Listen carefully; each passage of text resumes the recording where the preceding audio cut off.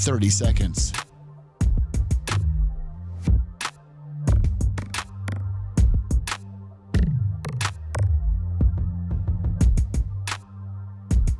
The show will start in 15 seconds, and this is your last audible warning.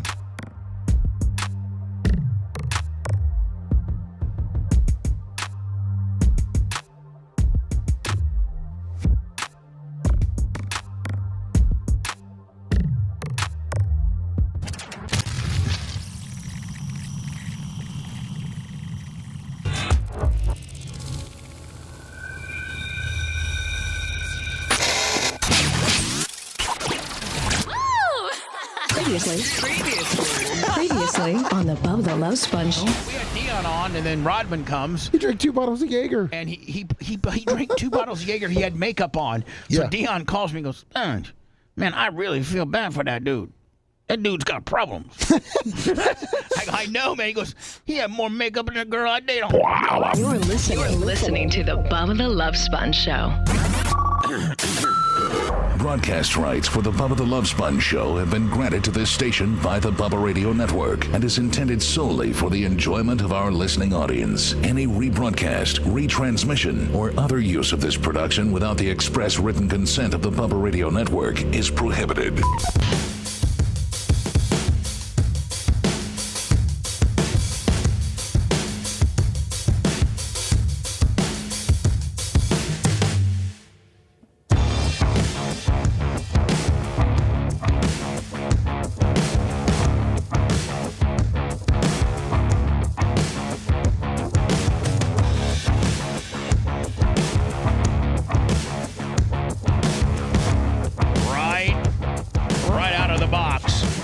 Miss a beat. Glowbug for G. Lasker Fridays. Woo. Well, that's a weak horn. I actually have the brand new compressor, and we could probably let's this week we're trying to get out. We got, I think today, all hands on deck with regards to getting the podcast table ready for Monday. Yeah, they got it. They got the table in here. Yeah, and Greg and I brought it in yesterday. And it looks unbelievable. Might be a tad big, but it looks unbelievable. We had to take the doors off. Yeah.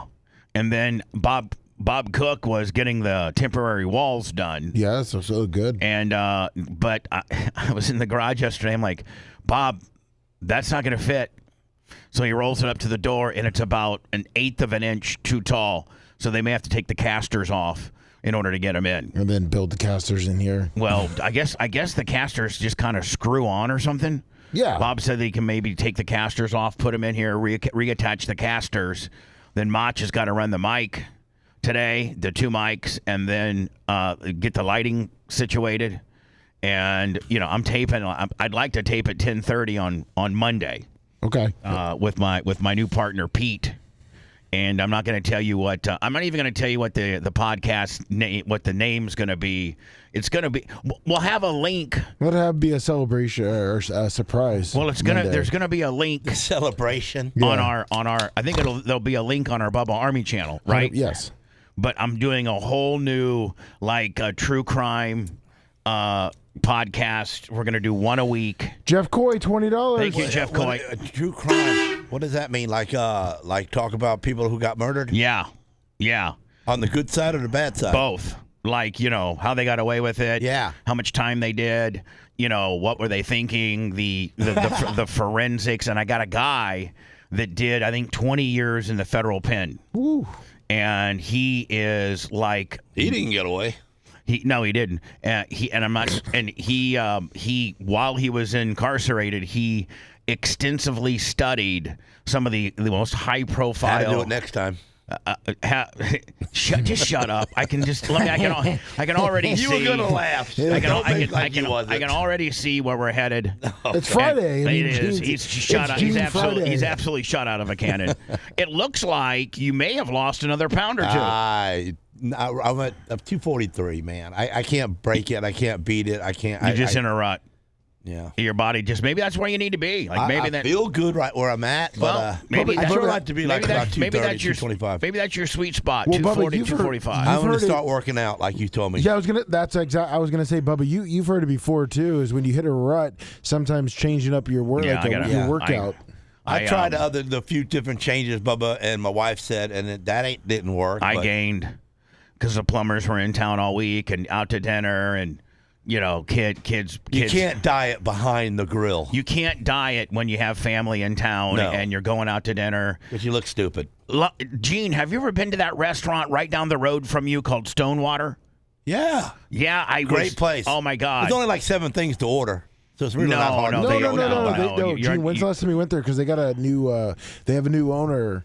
Yeah, he really? took over a couple years Guy ago. named but Dominic. It's a oh my big menu. God, It's Gene. a big menu now. You know what? One of the Merch Crick and I had lunch there. We were over that part of the neck of the woods. I think it was on Tuesday, and we had to burn like an hour. So we went to there, and my sister recommended it. My mom has been there many a times, so we went there. Gene, it's like probably 3 miles from you. Right. I've been there a few times. Right there off of Bell Lake, and they've completely redone it. They have unbelievable seating outside. Doc, Yeah, you it's can pull all of that, You, pull all of your, that. you can pull your boat up. They got Yep. bands on the weekend, and then on the outside deck, they got like a whole big wedding area for people to get married there. Trash guy, $20. And then the bar is unbelievable. And Lummy says they got $1 wing Wednesdays or something like that. Happy hour wing Wednesday. Yeah. So For all you anyway, alcoholics, huh? So- No, it's wings. So anyway, though, when you have family in town or you have, or you're vacationing, it's almost impossible to stay on your diet. Like you can't. But it's not. You look stupid not eating when everybody else is exactly. So I gained like 4, maybe 5, and now I'm depressed. So I just got to get back on. I probably look You've fat. got no reason to ever be depressed for at least a year. I mean, I went to the. you got a hell of a driveway, bro. Speaking of which, Gene, I may have to get. Do you got any asphalt guys, blacktop asphalt guys? Yeah. I need to get an estimate, not to do the whole damn thing, but maybe like just as soon as you make that bend. That's the only spot you need to get fixed is out there by the road. Yeah, we do. And truthfully, I'd concrete it. I'll I ask can't, cheaper. but I can't. You know why? Why? Because they're widening the road there, and I don't know how much they're going to take. Like, Oh, and then they're going to take it from you. yeah, well, they're going to eminent domain. Right. So, But whatever they take there, they'll put back on you. well, I know. Well, so I can't just lay. I really can't. Just pave it. Yeah, it's a good idea. I just gotta actually lay a little more rock in there temporarily, so does it? Because it gets. Here's what happens when people pull out. You automatically spin your tires. Well, you kind of have to because you're looking to the right and it's got that curve and you I really know. want to take off. Before, I know, by the but time that, you turn your head but to the that left, there's somebody causes coming. that causes it to be causes a dimple in it. to beat out and have a dip in there. Yeah. And so I Like got you on that grader in turn 1. Well, Gene, if you're going to your shop, because I've been going down that way, you might as well take Overpass Road. Take a right. Yeah, take a right. It will save you about 4 I'll minutes. make a right when I pull out of here. Yeah, and Yeah, then make you a go right. The new road, Overpass Road. Yeah, it go- saves you time getting down. Yeah, don't mess with 54. Yeah. Don't mess with 54. Because you can I'll jump have to right on the practice interstate. I'm that just once. telling you right now. Yeah. Pull out of here, make a right. Yes. And then take Overpass Road, which is just like a couple stoplights down there. There's no traffic. And take that to the left? Make a right. Make a make a right right. on Overpass, and then it puts you right on. So you make one more right, and then you're on the interstate. You're making a right out. Okay. Yeah. And it saves you about 5 minutes Yeah, it because does. 54 just sucks. Yeah. No lights, no nothing. They yesterday released they're setting. Is it this weekend or is it next Yes. weekend? No, it's this weekend. It's UFC Freedom 250 presented by Crypto.com. The lefties tried to shut it down. and Ram Trucks. It's this weekend, the pay-per-view. It's called UFC 250. What do you mean? How do you shut this event down? Oh, they said it shouldn't be on the White House's lawn. They were up in. They up in arms. own the White House now too. Well, they were just saying how. I don't know bad this that any. looks. I don't know that any president has ever had anything that they wanted to host on the White House on the White House property that ever got shut down by Congress or the Senate. It's my understanding that it's his house. It's the people's house, really. It's owned by us, of course. But, he has final say-so, including but not limited to when the president moves in, a new guy moves in. They're allowed to redecorate the living quarters. They can make, they're within reason, changes to the Oval Office. You can do all kinds of different things. And then, I don't know if people know this, but within the White House, they have a whole big storage area somewhere in the basement where they have pictures of former presidents and just other things. And you can pick, like if you didn't like Bill Clinton, which I like Bill Clinton. But they only have so much room to, they have 50 or 60 extra pictures, and you can put your own pictures up there. I think of yourself. I think Trump has one of those pictures of when he got shot in Butler. I think he's got that as an oil painting somewhere. No, that's at his house. Are you sure? Yeah, it's at Mar-a-Lago. Okay. So what I'm saying is, though, before or after he got shot? Out of the 47 presidents, or out of the 40, no, we haven't had 47 because FDR was he was 4 presidents. Yep. And there, a lot of George W. Bush was a 2-timer, Clinton was a 2-timer, Ronnie was a 2-timer, Barack was a 2-timer, Trump was a 2-timer with a 4-year gap. So, but you can pick what pictures within their little inventory that they have that you want hung. So the president has a lot of leeway with what he can do in the White House. There's been presidents that their daughters have been married there, or they, they'll have just, you can't really, and then a lot of presidents, I think John F. Kennedy put an indoor pool in, and I think Richard Nixon took it out and put a bowling alley in. I don't know that will you maybe chat GPT or something? Does the White House still have an indoor pool? Because I think that Richard Nixon paved over that and concreted over that and made a bowling alley instead of an indoor pool. Which, if you had to choose, Lasker, you and I, white trash running wild, we're building the ultimate mansion, money's no object, but we have a certain amount of limited space. Do you build an indoor pool or a bowling alley? I think I build a bowling alley. That's stupid. You'd build an indoor what are you pool. Girls are all gonna be all dressed up with bowling league shirts on. Yeah, and then my girls in the pool are gonna have hardly nothing. No indoor pool, but they do have an outdoor swimming pool. Yeah. So, Gene, if you got an outdoor pool, and why have an indoor pool? Oh, no, I wouldn't have an indoor pool if I had an outdoor pool. If you got an outdoor pool, then you go with the bowling alley. Yeah, because you got the best of both worlds. Exactly. The boys can come over and go bowling because you don't want to go with but swimming. Just one or the other, man. I'd rather see my wife out there in a bikini than in a bowling shirt. But if your wife could be out in the bikini in the outdoor pool, and later on tonight the boys are coming over for some bowling. Yeah, because you got to change. You can watch it change too. Now you get the best of both worlds. Yeah, well, I'm on it. Supposedly, I guess the lefts. The Democrats are trying to shut down UFC 250. I got into, not an argument, but a guy at bowling yesterday was bitching about it and how ridiculous this was. And it is ridiculous. But then I reminded him that there was a Pride Fest on the White House lawn 3 years ago, and no one said anything. What do you say about that? Oh, he shut up. Right. Oh, you don't want UFC 250 to be on the White House lawn? I get it. But were you okay with them having a full-blown Pride Fest? The chick with her top, or person with her top, top off. Here is the the setup and the layout of UFC 250. Which does it start tonight and go tomorrow, or is it just one nighter? Let me double check on the dates. Wow. That's nice. And then it's all covered in like one of those outdoor amphitheater kind of deals, right?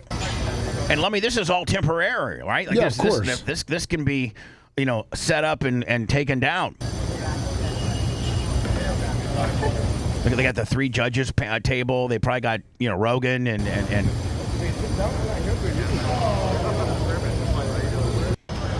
It's Sunday, June 14th. So why are they doing it on a Sunday night?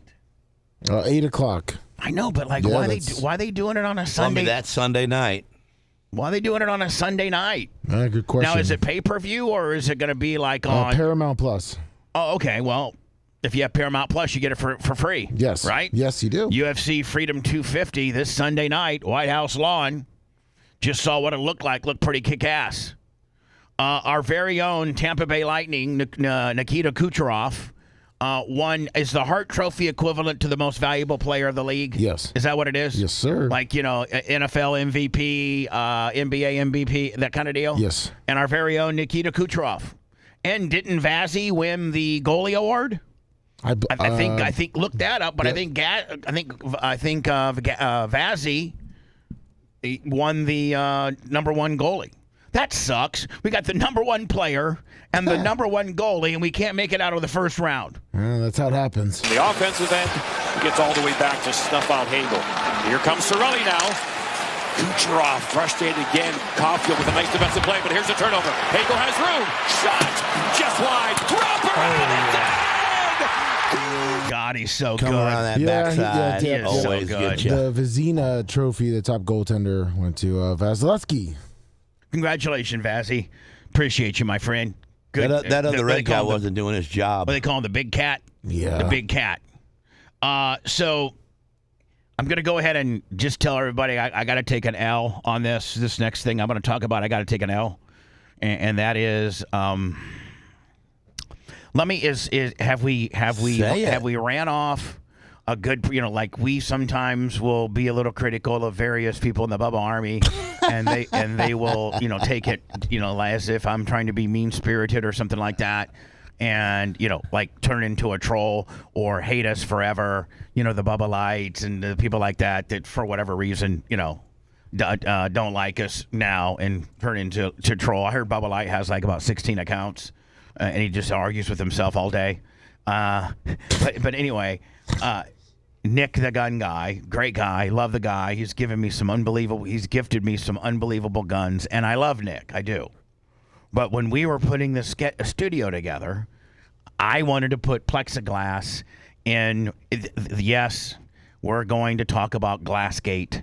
We had Poopgate a few days ago, and now we're talking about Glassgate. And if I may explain what I'm talking about, and that is right behind Gene, right behind Lummy, is a huge, I don't know, what would you say, Gene, the dimensions of that hole? Actually, Gene measured it. It's 80-something inches by 80-something inches. Yeah. Like square. Perfect. And square. So when we were designing this studio, we need one of the kind of the brain, of our entire operation is the equipment. All this wall that is directly behind Gene and Lummy. Now, in the old studio, that equipment was hidden and never seen on camera back in what we had in our own little engineering room.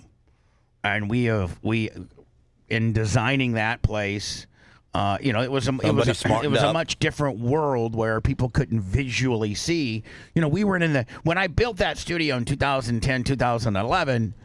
We just wanted to see naked girls. We never ever thought that we would be actually more of a visual show than we are an audible show. So we didn't really build it for visuals. We built it for audio, including, but not limited to the stage.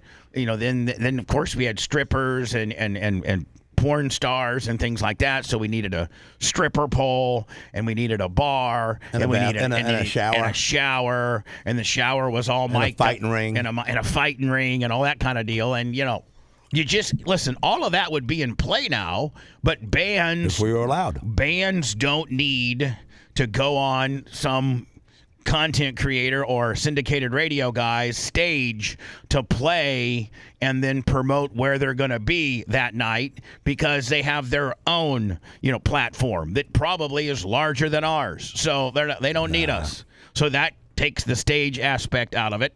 Strippers don't come in anymore. Hi, this is Lisa, and I'm going to be at the Dollhouse tonight, doing a feature from 11 to 1, because the Dollhouse didn't have their own Facebook, their own Instagram, their own TikTok, their own X. No. And Lisa, the stripper, or the porn star, she didn't have her own stuff. She may have had her own domain, LisaDeepThroats.com, but it wasn't anything to speak of compared to the footprint that we had. Well, that ship has sailed because they're all on OnlyFans and they don't need us to promote their stuff. But we did have a ship back in the day. Yes. So, and then the shower, that goes right along the lines of of the strippers and the porn stars. That's who we put in the shower, put them on the glass. And here's the other thing. A lot of things that we do nowadays probably wouldn't be deemed socially acceptable, and we could potentially get canceled over that. Chub it up his face, $20. Right? Yes. Thank you, Chubb. Appreciate you. Oh, let me back to what I was talking about. My air compressor. I have my air compressor for the horns, and I have the horns maybe next week, not this week. Today is all hands on deck to get the podcasting area done, but maybe next week we can put the air compressor and the horns upstairs. And I don't know if Macho Man saved that button or not, my big red button. Hopefully he did. Macho, did you? I can talk to him because there's no glass. And yeah, exactly. You can yell through the hole. Macho, did you save the button? I don't know if he saved the button or not. It's in one of those containers. I think it's in one of those 3,700 containers that are in that gray trailer. Yeah. And if not, I'm sure we can find a big red button. I'm sure we can find it. Are you scared of that big gray trailer right now? Yes. I need to eventually. Yeah, we saved the button. We did? Yeah. Thank you much. Have a party. We need to. A lot of people at one time. We need to take It was hard, but I saved it. Thank you. We need to take that gray trailer. I needed to call Bobby from Live Fast or Steps, have him hook it up to there because it's so heavy that it'll absolutely destroy. We could probably. I think we have my truck. Yeah. Well, we need to back it right in by the boxes, right up to the containers. Yeah. That's what we need to do. One, it gets it out of my front yard. And two, we can kind of conveniently tuck it right there. And because the majority of that stuff goes in the containers. And you don't got to completely detail the boxes out. Just get the shelves up, take everything out, and put it in a line. All the shelves stacked up. All the shelves are already up. Okay, and then put everything in line. And then go back to that box and take one wall out and then go through it all. Get it all out of the trailer. Right. Onto shelves. Then you can start picking it apart from there. There you go. So, anyway, Nick the gun guy was here when we were putting this all together. And we designed it, and Macho designed it so that our rack, our brains of our operation, are the equipment that we need to... The heartbeat. That's basic. Like, in your operation, Gene, let me speak and see if I'm right. You correct me. But the most important piece of equipment that really, really determines whether you can set yourself apart from the next powder coating shop is your nearly $500,000 oven. Yep. It keeps the heartbeat. I mean, everybody can have a powder coating spray gun. Everybody can have a sandblaster. Everybody can have. You don't got a good oven, you're not going to have a good warranty. And in fact, your first powder coating shop was kind of just a thrown together homemade oven. I built it myself. Remember? Right. Yeah. Well, I also remember when you bought that $100,000 one. So. This is kind of our oven, if you will. This is what keeps us on the air. This is how we distribute everything to 5, 6, 7 different video platforms. We have a barracks and backup internet, redundant internet, then a backup to that backup. Just that's everything, and it's kind of impressive looking. Well, it's way impressive looking and there. I wanted to put it so that it was on camera. You thought of that? Yes. Damn. And so, actually, I was going to put it somewhere, and to give credit where credit is due, because Macho may have just flipped off the computer, flipped me off, because I kind of wanted to put it over there by where the podcast table is, but Macho was like, oh yeah, let's put it so that it's on camera. And so we decided to put it there. We measured it all out. Dude, it's the best thing. I mean, it's one of the coolest things in the room. So, but I have always wanted to have it behind plexiglass or glass so that, engineering, because that generates a ton of heat. And we actually have, courtesy of Creatine Travis, 2 mini splits that, run right into it. And one mini split, we have one kind of as a backup and one as a regular. If we ever get a remote control, we can actually turn. I'm so afraid we're going to burn that one up because it just never stops. I've asked him. He keeps telling me the same thing. I'm going to burn it up. No, you're not. So anyway, hopefully Creatine Travis can get me that remote. I need it so very bad because I want to be able to let that one take a week off. But we have 2 air units there. But if it's got glass, then that air stays in engineering and doesn't come through here because it's kind of getting wasted because we have our own unit in here. So, and plus, I think it'll look better behind some glass. So while we're engineering and putting the studio all together, Nick the gun guy, God bless his little soul. I'm not mad at you, Nick. I know that you're the middleman here, and I know you're just trying to help us, and we appreciate that. Oh, by the way, you gotta have the big man to be the middleman. Gene's also correct, according to, and I know there's multiple AC guys in chat. They said, and especially Richard Longwood, you won't burn it up because the inverter. You have an inverter. I know, but it still always runs. Oh no, I understand. Made to always run. I don't want it. I don't like my stuff. Okay, you must know it all. We'd have glass. I'm just saying. I told you I could get you glass, and you told me to shut up. So you don't got glass. Last Friday, I've always Gene took performed. Gene took me aside off the air. Yes, I did. He goes, "Let me tell you something. I don't know about how this glass deal is going to work out with this Nick guy. But I can put a trick piece in here. But the guy right beside me, I've been with him for 15 years or longer. That's all he does is glass. I see glass running in and out of there all the time. Every day. He's done all my glass. He did my glass at my house. He did my glass at my rental place. Whatever glass I need at the shop, he does. He's my boy. He's my friend. And I can get him in here, look this up. I'll put little hinges on it so you can open it up. I'll make it tricked out. You don't even understand. Just give me the word. And I say, Gene, shut up. Gene, shut up. Because we got it. We got it measured. Nick's going to have it. They had it done, and they broke it. And we're supposed to get it done next Thursday, which, by the way, was yesterday. So Thursday comes and goes. I completely forget about it. Lummy has been wearing Nick out on the text. He won't text Lummy back. And we have to find out through Bob Cook that it's not coming, and it's been delayed. Bob Cook actually tells Lummy, hey, the glass ain't coming, and it's been delayed. Oh, wow. And so I don't find out about it till this morning. And guess who tells me? Erica. Oh. I'm eating my breakfast, and she thing. goes, I just want to let you know. That's something no big boy. Your glass got back ordered.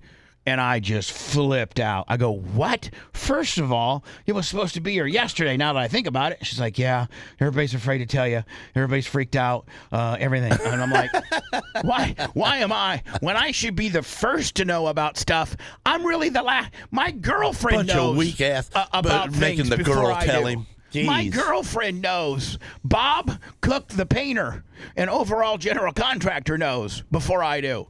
And now Nick won't return Lummy's text. Nick, we're not mad at you, bud. I know that you're not in the glass business and your friend is, and you were just trying to do us a solid, and you did, and you are. But can you communicate better with us? Do we need to cancel this? Do we need to go with Gene? Yeah, now listen. If it's coming relatively soon, let's just stay the course. But if it's not, Nick, and it's end up being a pain in your ass and it's stressing you out, which I can see where it would. Because here I am bitching, being a dick. I'm not the easiest person to deal with, especially when I've been delayed a month. But I the only thing, Lummy, is when we were putting this all together, Big Red and Creatine, everybody was here. New York Greg, Bob, Lummy, Macho Man, everybody. And I'm like, listen, let's just get some plexiglass, get it cut, and really with the plexiglass, all you got to really be mindful is what you clean it with. You got to clean it with specifically a plexiglass cleaner, or it'll fog up and get kind of funky on you. So you buy a plexiglass cleaner, which Lummy, I did buy for the TVs. Oh, okay. And it's called like Screen Mother or something, and it's super good. Screen Mother. It's what it's called, and I got it. Nice. It's badass. And Nick was very adamant. You were there. No. We got to go with glass. Tempered glass is going to look so much better. We're going to put it in a channel, blah, blah, blah, and I'll have it next Thursday. Well, that was 4 Thursdays ago. And so then they supposedly had it done, and they were taking it out of the oven, and it shattered. So that caused us. Yeah, that's something I'd say. Yeah, we had you all done. We was pulling it out when somebody bumped into your product and it just messed up. So here, Lummy, I want to make sure that I say this with all due respect, and I want to make sure that Nick, the gun guy, does not think that I'm being disrespectful, unappreciative, mean. It's simple. Stick to your guns and shut up. Well, he's a very good gun guy. Right. Stay with the guns, bro. But he probably had a hookup on glass. and it's now starting to probably stress him out because he's not directly. It's not his business. He's not directly. Right. He's just in the means of. He's just trying to do. He's trying to do us a solid. Right. And so Nick, just get a hold of Lummy and let us know. Should we stay the course, or and hopefully you can return. Return Lummy's text. You just don't want to go my way because you don't want to say, "Oh, you don't want to hear me say." I've told you so. No, there, Sponge. I opened How this. about my glass, Sponge? Gene, I opened this whole segment up with I got to take an L. That means I got to take a loss. I'm wrong. I screwed up. I should have let Lasker do what he said last Friday. But out of respect to Nick the Gun Guy, I didn't want to, I don't know why I was left out of it from the beginning. Well, because you weren't here when we were building this place. Yeah, but something technical as that, why don't you just throw me a line? Hey, bro, what do you think? We should have, Gene. We should have, and we didn't. I'm the technical guy with you, me and you. But Lummy, here's the deal. I want you to try to contact Nick today, and I want you to be as nice as you potentially can. Hopefully he's listening, or this gets back to him. And Nick, I'm trying to be as respectful as I can. I'm not trying to be disrespectful or upset you or nothing. But if we need, and I know you're the middleman here, and this is probably as embarrassing and frustrating to you as it is me. That being said, if we need to kind of change course, go with Gene's guy, do you think we should, or should we stay the course with you? I would very much like to stay the course with you, but I can see this could be potentially stressing you out, and I'm sorry about that. And so please don't be upset with me, and just be honest with me. Return Lummy's text. Communicate with us. That's the whole thing here. Stay in contact with us so we know what to expect. And if the guy's giving you the runaround, let's pull up stakes and go with Gene. Now, if the guy is not giving you the runaround and you think we can get it here in the next week or so, then let's stay the course, bud. But please don't be upset with me. I can tell you though, but out of all of this big movement and everything that you have done in the little bit of time that you did it in, not me, the everybody, absolute, yeah. But I'm just saying, but that being your only problem you've run into is great. Well, yeah.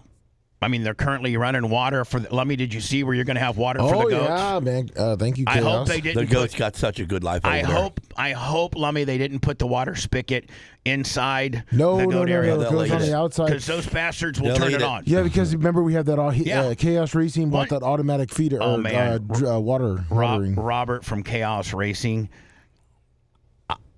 he fixed my septic. He's running water to the goats. He's got the water softener. He fixed my water softener. So he's the water boy. Oh, he's the water. He's just such a good dude. He's a good old boy from Parrish. And good for him. Just a good old, and he loves racing, Gene. Right. He loves racing. He'd love to come out there one Saturday night and be, how you could always use another guy in the pits helping you out. Yeah. You can always use a guy. Whether it's, dismounting a tire. But he really just hangs out and, leans on the wing and gets a picture. He's familiar with racing. He owns Chaos Racing. And he said, man, I'll help Gene any Saturday he needs. Or even whatever. He must have seen where I cry whatever your your shop night is. You got a shop night for the boys? Yeah. Wednesdays. Back in the day, it was Tuesdays, but you've moved it to Wednesdays. Yeah. So. Middle of the week. Anyway. By the way, Lummy, I want to welcome a new sponsor God, Lummy, you're just a little salesman. Hey, listen. You're out there shaking the bushes, my friend. Yes, sir. It is Strange Clouds Vapor and Smoke Shop. 4 different locations: Bay Pines, Largo, Clearwater, and Palm Harbor. Seems like they got Pinellas covered quite nicely. They sure do. They got premium vapes, nicotine vapes, delicious edibles, THC products. That that Cranum, Lummy, that everybody's going crazy. Kratom. Kava. What did it do? Killer glass pipe selection. Anything that you need, they got. It helps you get off of opiates. Yep. I need that. You're not on opiates. And if you someday I might. If you go to Strange Clouds Vapor and Smoke Shop, you can tell them Bubba Army and get 15% right off the top. Now, let me on the copy that they gave me. They don't have any. Go to Strange. Do they have a website? They don't really use it, so they right now just Facebook? want you to they have a Facebook, but they want you to just come in the store because they want you to see the experience. I understand that, but I asked. I listen. Anthony's a great guy. Well, then I guess people are gonna have to Google Strange Clouds Vapor and Smoke Shop because it gives me 4 locations but no addresses here. Yeah, Strange Clouds with the Z. Yeah, Strange Clouds, CLOUDZ. strange cloud. Nothing's spelled right when you're high. Vapor. And just so you know, hot dog. There's not enough in the world to make him clean up his act. Get out of my sight! You're listening to the Bubba the Love Sponge Show. Put yourself over.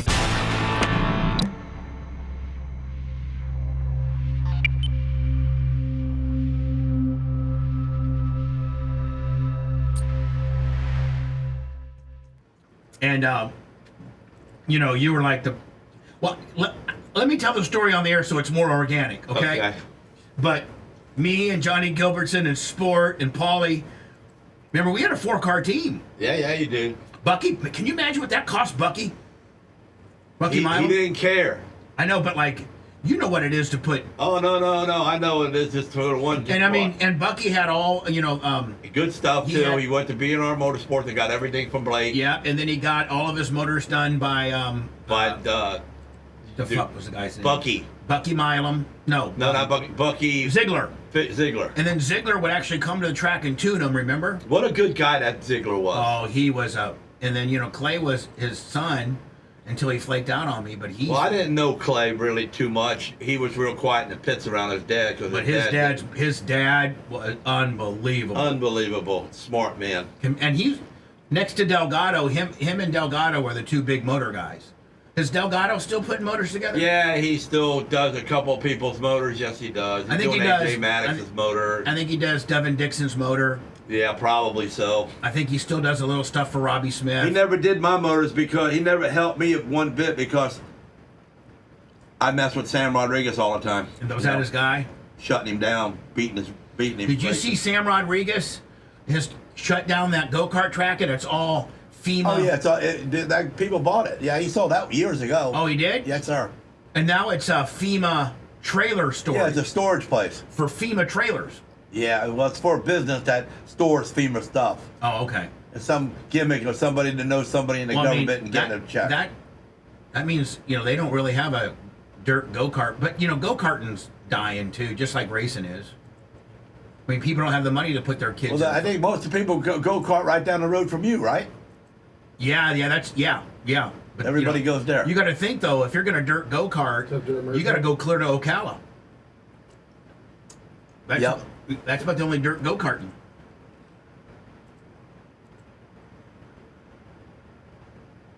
No one really liked the go-karts on 54 because it was ran too strict. It was for people with money. It wasn't for the poor guy. Well, that's what all racing is, though, Gene, nowadays. Well, kind of, but still, the guy with an open trailer and an open truck still.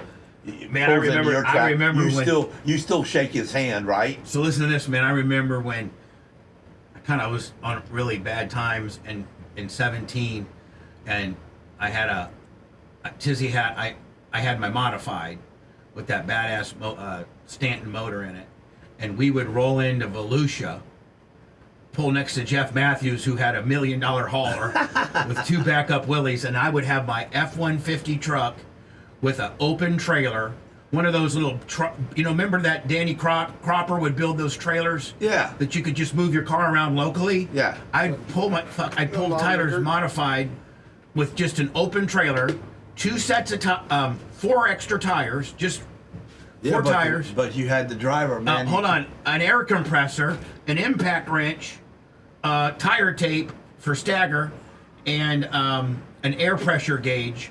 We didn't have any spare parts at all, and he'd go out there and wax their ass. And we'd load back up on our open hauler. That was worth it, every bit of it. We didn't have an extra dirt cover. We didn't have an extra tire siper, nothing like that. Nothing. Everything that we did, I did all the tire grooving and siping, at the studios when I lived there. I'd spend all week at work on my tires and siping and wrapping them and stuff, and then we'd roll in with 4 tires. I had a 30 and they come in 30 and 60s. So I'd have a 30 or a 60 based on if it was going to rubber up or not. And we would didn't have an extra left front because you don't need them. Damn.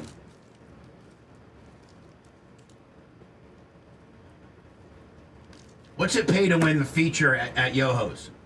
It pays $1,500 if there's 15 cars. What if there's 8? What if there's 8? $800. So it's basically $100 a car. I would imagine maybe. That's kind of how it goes. Anything under 10 cars, he pays he pays $1,000 down to like 8 cars or so, and then if there's only 4 or 5, then he pays $800.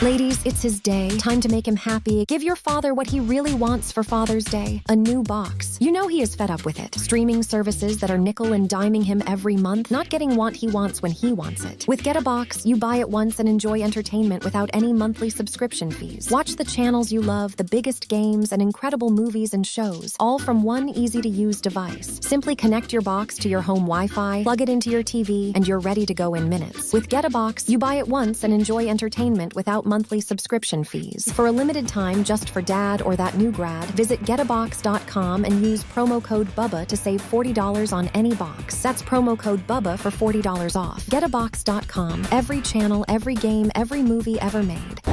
His rhetoric slowly sinks into your skull. Corrupting the synapses in your brain. Taking control of you.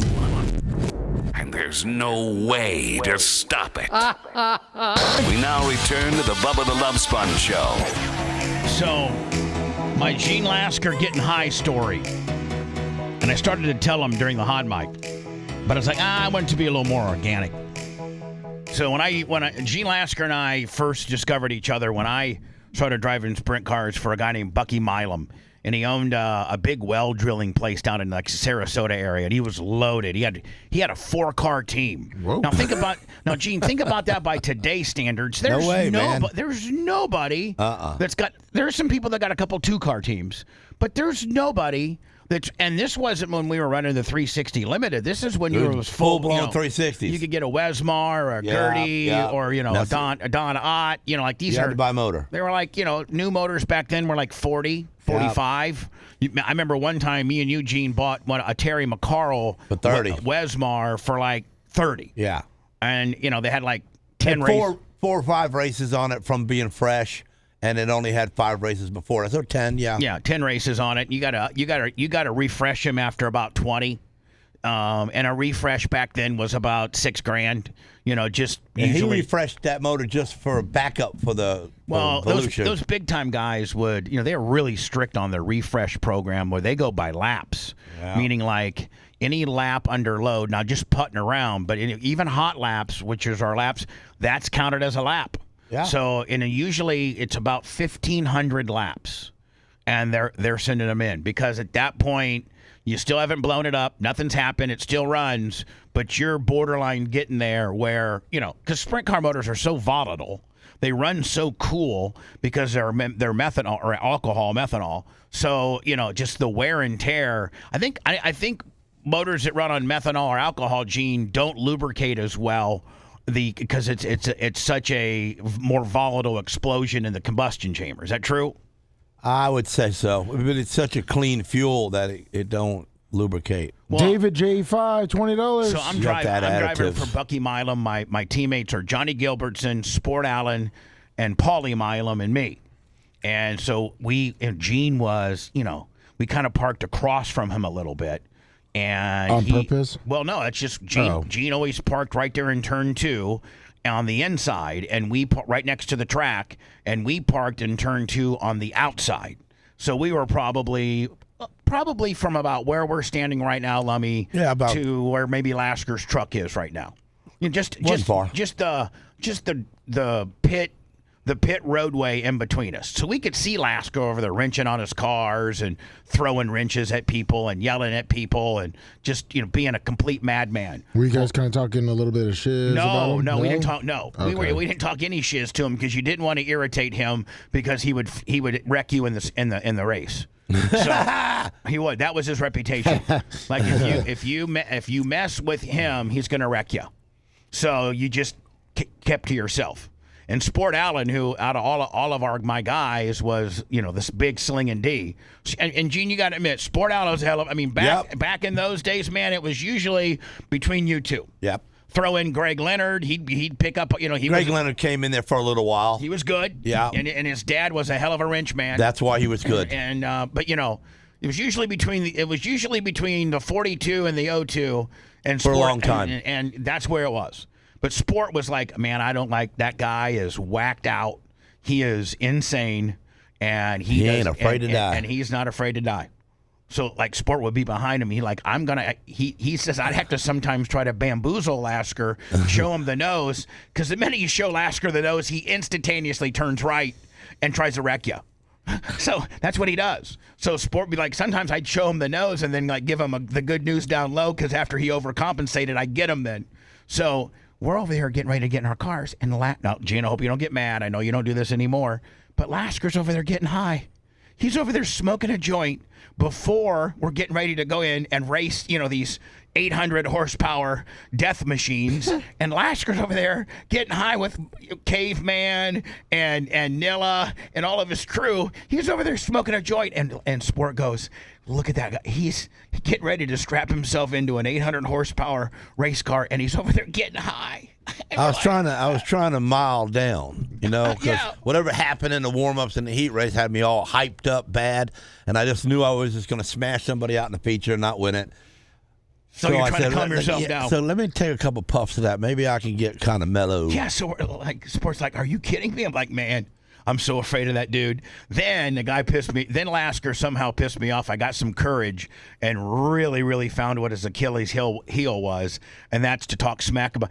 Gene Lasker had been rolling around Tampa as a complete, insane, crazy man, and nobody ever had anything to keep him in check, except when I got on the air and started talking smack about him and what he does and how wild he is, and asking Burger King if they really wanted to be a sponsor and stuff like that. And that's when he, had made plans to get a shotgun and kill me on the Howard Franklin Bridge. But thank God I got the whole world would have been different. Thank God that would happen. Thank God I got into a bad crash, and Bucky didn't have enough money to put together, because I completely totaled probably a $60,000 sprint car, and I still to this day, I got into Robbie Smith and wrecked him too. Wasn't his fault. I got into him. But I took Robbie out, and I think Robbie flipped on the front stretch. Yeah, he did. You about killed him. Yeah, Robbie, I think to this day, is still a little mad at me. Sorry, Robbie. And Wesley, he still holds it against me. And I hit the inside wall wide open, completely trashed my car. My sprint car driving days were over. And then next thing you know, Randy Burnett calls me up and says, hey, Bubba, I got the weirdest call today. Gene Lasker wants to talk to you. I go, what does he want to talk to me about? He goes, hey, if you can bring some of your sponsorship dollars over to him, he'll put together a car for you and you can be his teammate. I'm like, the guy that I make fun of? And he goes, well, songs about? And he goes, well, I think he's thinking that, better to have you on my side than against me. Having you on his team could really be, a force to be reckoned with. But really, the whole thing was when you smashed that wall, and I seen the video in my hand, I went there on Sunday to move that wall because Gene Lasker wasn't going to hit that wall like you did. Yeah, it was very much an engineering flaw on behalf of East Baseball. And it was, but when I went there on Sunday and I drove around the track and I got around turn 4 and I looked over to the left where you hit the one, I went like, I couldn't hit that wall if you dropped me out of the sky aiming at it. Yeah. There's no way. Well, I had it. So I called Stanley Colin? Yeah, and I said, how the heck did he hit that wall? What was going on? Oh, when I talked to Bubba, he told me, when in doubt, guess it's what he was told, so that's what he did. And I thought that was the stupidest thing I ever heard in my whole life. Well, you told me the same thing when my car was pushing at Lake City, so don't even think about it. Yeah, but that's stand on it while it's pushing and get it out of that bind it was in, but not when you're in doubt. Sometimes you got to hit the brake. Yeah. And I felt bad for Bubba, and I'm going, maybe this guy ain't Mr. Microphone at all. Maybe he really runs a driver race car. Call me Mr. Microphone. Hey, Mr. Microphone. If it was me that hit that wall wide open like that in the beginning of my career, I'd have quit. You guys tell Mr. Mike. So then he would send word to me when I was driving for Bucky Milam. Tell Mr. Microphone I'd be in his heat. and like I would start third and he'd be fourth on the outside. Well, he would send word over me that he was going to get into me and like flip me. I tell him, I said, which corner do you want me to turn you around in? And then I would like, in Sport Outlet, thank God for Sport Outlet. He would say, listen, he's not going to do that. Stay your line. He likes the high side. Stay down low. Because this is when I was still learning. I didn't get really decent in sprint cars till like my third year with Gene. Yeah. So my first 2 years with Bucky, I was a bottom feeder, kind of like just, I didn't get anybody's way. But you wasn't afraid of it. And we all seen that. But with the exception of getting into Robbie, I never wrecked anybody with the exception of getting into Robbie. Yeah. And that just happens in sprint cars. And so my third year with Gene, then we started traveling, going on the road, and East Bay started an abbreviated schedule. So we really didn't race East Bay that much, but we raced this circuit that they had. It took us up to Brunswick, Georgia, and Florida, and Okeechobee when they had a track, East Bay a little bit. Lake City, and stuff like that. And then I started getting good about my third year. But, Lasker would send word, tell Mr. Microphone, pick a corner. And then be like, what do you mean? Which corner would he like? Which corner would he like to eat the wall in? You pick it, and I'll put it on you. So a lot of times, man, I was a pussy. When I knew he was beside me, the drop of the green would go down, and I'd just kind of half throttle it, let him get ahead of me, and then I'd just follow him. I figured if I can follow him and keep up with him, not to the point of being faster than him and being able to pass him, but just if I can just stay within like 3 car lengths of him, I'm going to learn to be faster. You are. And so that's what I did. Or I would follow Sport, and I'd be like, okay, they're not lifting in this corner. They're dragging the brake a little bit. And so my car will do the same. So that's kind of how I built up. People have no idea how volatile and scary sprint car racing is. It's like a light switch. And you're on the borderline of spinning out at all times. At all times. So anyway, Gene, that's one of my Gene Lasker stories as to why we were so scared of you, because we're all trying to get in the right mind frame, psych ourselves up a little bit for this, and Lasker's over there smoking a joint, throwing wrenches and calling people names before he got into his race car. Lummy, get a hold of Griffo. The boss man. I've reached out, sent him an email. Supposedly Brian Kilmeade. All right. He also, his show is syndicated on Florida Man Radio, and he's got a book tour that he's doing, one of which brings him to Clearwater.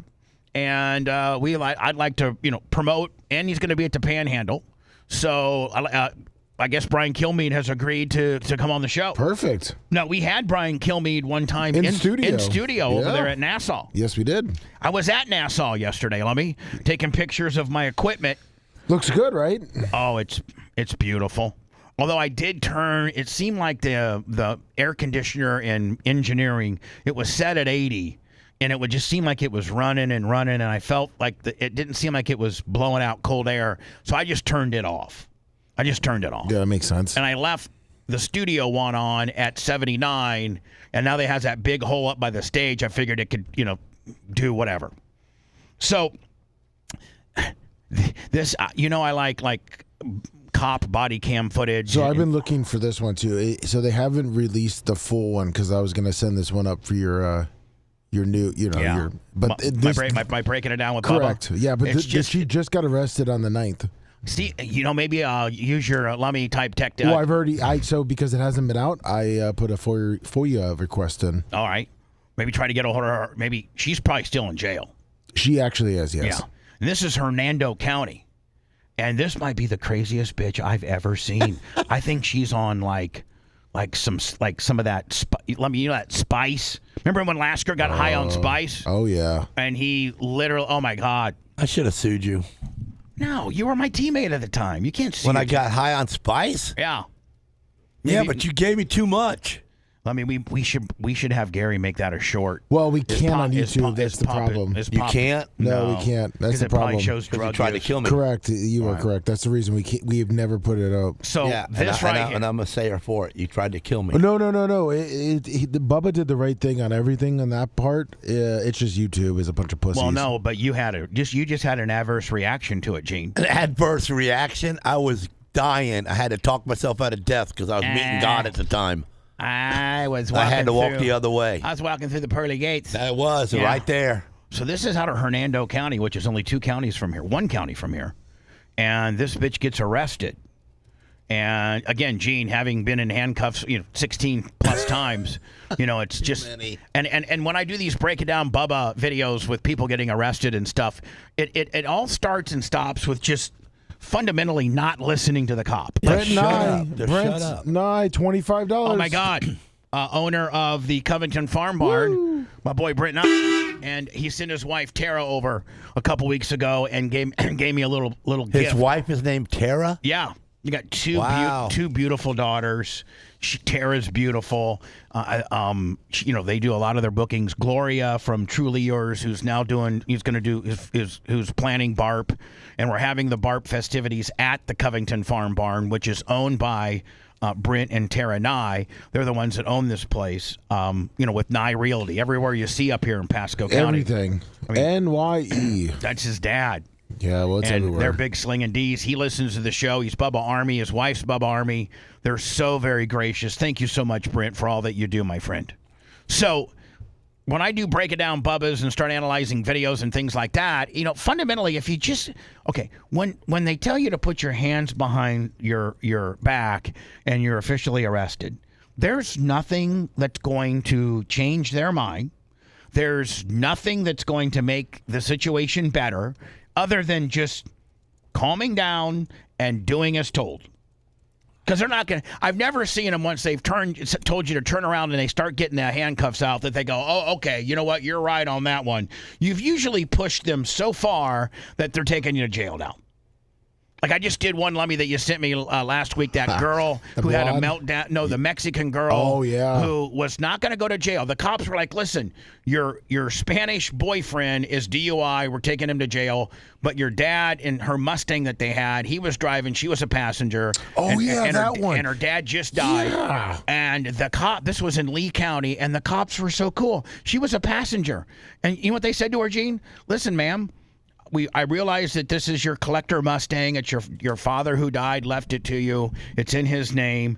We're not going to tow it, but we need you to call an Uber or your mother to come pick you up and have somebody grab the car. Now, cops usually don't do that. No. Usually they're like, we're going to tow this car. It's going to be impounded, And she just starts having this all she needed to do was say, thank you, sir. I'm going to call Uber.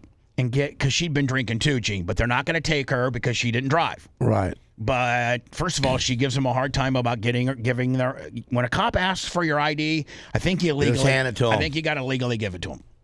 And so she's like, "Why you need my ID? I'm not doing anything wrong. I didn't do anything wrong. Why you have my ID?" Well, cop still being super cool. She checks out. And they realize that her boyfriend's been drinking. This is, I think, next week's Break It Down with Bubba. Yeah. And he doesn't even really speak English that well. So while he does his DUI field sobriety test, they have to have an interpreter on the phone telling him what to do. He flunks it. They put him in cuffs. She flips out. Now the cop says, "Sir, ma'am, all you need to do is to call your mother or to call an Uber and pick you up because you've been drinking." And have somebody also grab the car. I'm not going to tow your car. Oh, you're going to do it to my car. Where's my dad's car? What are you going to do to my car? He's like, I'm not doing anything to your car. I'm not doing anything to you. She flips out. Next thing you know, she's on the ground. Yep. Handcuffed. Then she bites the female police officer and draws blood. And these people, I think it's the new generation who thinks they're above the law and cops don't have the authority to yoke your ass up. This might be one of the worst I've ever seen, and it's only 1:27 long. Lummy's already requested for the full. This is kind of the best of what happened, but this is a bitch from Hernando County, and she's like possessed. She like starts, then she spits on the guy. He slaps the crap. Let me just. He gives her a bitch slap right across the face. She got a black eye from it. Yeah, really. Yeah, but then they actually show the big hawker that she laid on his left cheek, and I think I might have done the same thing to the bitch. Wait till you see this. There's the spit. Give her a right. Well, he does. Oh, that was just a slap. I know, that was just to learn you. That'll learn you. Stop. Yeah. I mean. Oh, no way. Nothing's worse than somebody spitting on you. It's a battery, too. That's considered battery when you spit on somebody, especially a police officer. By the way, it's not Fernando, it's Hernando, the stupid-ass AI that put this together for this dumb guy here. Fernando. It's Hernando, That's you a song. dumbass. Intoxicated demonic Florida woman strips to her underwear, spits on deputy during gas station. There you go. That's what I did too. So hold on, You want out? She Let didn't me show you the time. road. She didn't time her smashing her head against the window right, and so the cop. The law dog did. The cop kind of double dutched it and made it so that when she was taking a big old swing at it, that she just went right. Oh, this is the funniest ever. So she that's said, great stuff there. So she said, intoxicated demonic. Open it up right when you're gonna hit it. Watch it. Florida woman strips to her underwear, spits on deputy during gas station. That's funny. She's tangled up in the Exorcism arrest. in the cord too. This is crazy. Now this woman's in her like tank top and panties. Why? I don't know. We don't know the context of how it got there. No, this is all that's out right now. Lummy has requested a FOIA to get the whole deal. She's just in her underwear and tank top, and then now she starts talking like the devil. It's like a workout bra. Yeah. Now the bra is a workout bra, but those are straight panties right there. Yeah. Like those aren't workout Little panties. string line. Yeah. You spit in my face? Choke her out, man. That's what. You want a video charge? Put a pain in it. Listen. You did. That's sad.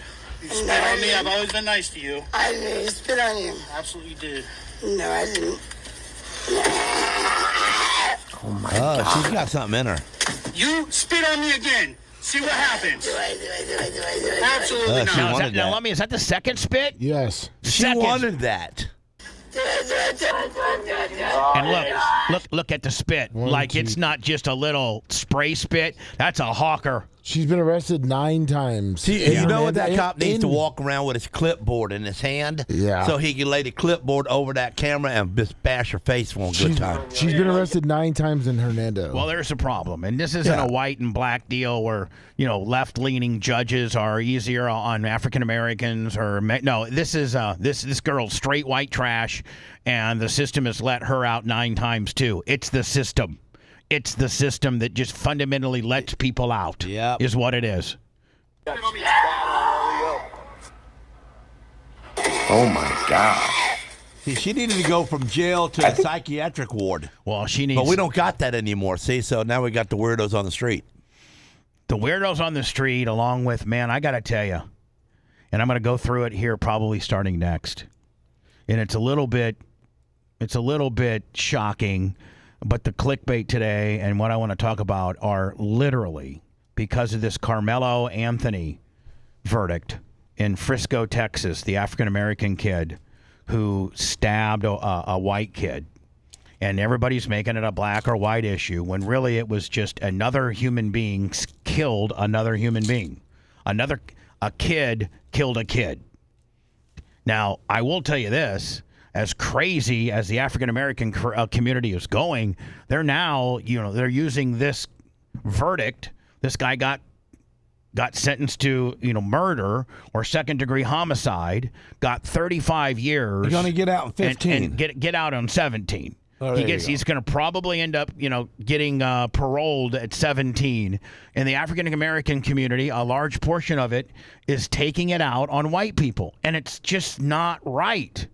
I feel what like. What do you mean taking it out on them? Well, I have like 5 different instances that have happened in the last couple of days where African Americans are rolling up on white people and beating the hell out of them because of this verdict. Now, that is so not fair. And it's just like what if the other side of the spectrum was happening, and that was that a white kid killed a black kid. And the white kid, got however many years, let's say same amount of time, and now white people went around beating up black people. I mean, the world would be having an absolute meltdown right now, but I might be the only form of the media that breaks this thing down 4, 5, 6 different instances just in the last 48 hours since this verdict went down, Really? I got 5, 6, 7 different stories of African Americans literally hunting down whites and beating them up because they feel this was a big racial injustice. I'd love to see someone try that on Gene in a parking lot. Please do Oh. it. Yeah, exactly. I mean, I got some hate in me all the way from back from when I lost my daughter. And if you want me to take that from my heart and put it in your eyeball, I will pull your eye out of your socket and let you look at yourself. Well, I'm going to break down some of these stories. Why is everybody hating everybody in our own world they here? feel there's a large portion, or I don't know, I don't think it's a large portion. And you know what? I don't want to make this a big racial gimmick though, but like, what do people like Ty J think? Yeah. Like, what's Ty J's opinion on this? What's Dion's opinion of this? Like, how does the average, just law-abiding, very productive and successful black guy feel about this ruling that happened in Texas? Maybe Ty J can text me. He probably doesn't want to go on the air. Ty J, if you like to go on the air, I'd like to get your opinion on this because you're very level-headed. You played 7, 8, 9 years in the national football in the NFL. You've gone on to create a multi-million-dollar business with your drone company. You're married to a white girl. She's absolutely been your foundation and rock of strength and gotten you through some very tough times. You have a mixed daughter who's gorgeous, athletic, and very successful in the private sector. So you Ty J kind of checks all boxes. Right? I wonder if Ty J gets messed with because he has a white wife. Probably. Do people say something to him? In some of the, backward ass white, in Plant City and some of the backward ass white communities, probably. And he drives a Subaru. I'm sure. Yeah, and he drives a Subaru, but then when he gets out, he drives a Subaru. But when he gets out of the car and he's that is wrong. 6'5", 260, jacked. With you. I ain't messing. That's a lesbian car, right? Yeah, kind of. Oh, don't tell it. Listen, Ty J will whoop your ass. That's why I say it when I'm here. I won't say it to his face. I'm not saying. I'm just saying. I'm not saying to his. I'm not saying anything to Ty J. Yeah, no, you're not. I don't want no problems. You don't want no problems. That guy. that guy can come unhinged at a minute and in a moment's notice. Dude, he might have some strictly great drones come right to your house. Exactly. Well, by the way, Gene calls them drones with an M. What are they? Ty J's got drones. They're with an N. Drones. Oh. Lasker called them drones. The drones. But I'm going to check my text, see if Ty J wants to chime in on this. But I'm going to also start breaking down these particular stories. And I shake my head and say, my God, we have, if you remember back in 1976, and there's probably a large portion of people that are watching or listening or sometime will catch the show later today that can maybe potentially remember 1976. It was our country's. It was terrible. It was great. It was our country's 200th anniversary. Right. We all liked each other. We had all this patriotism. We loved our country. We didn't have all this black and white. I think we did because we had segregated schools at that time where they were busing us to different places.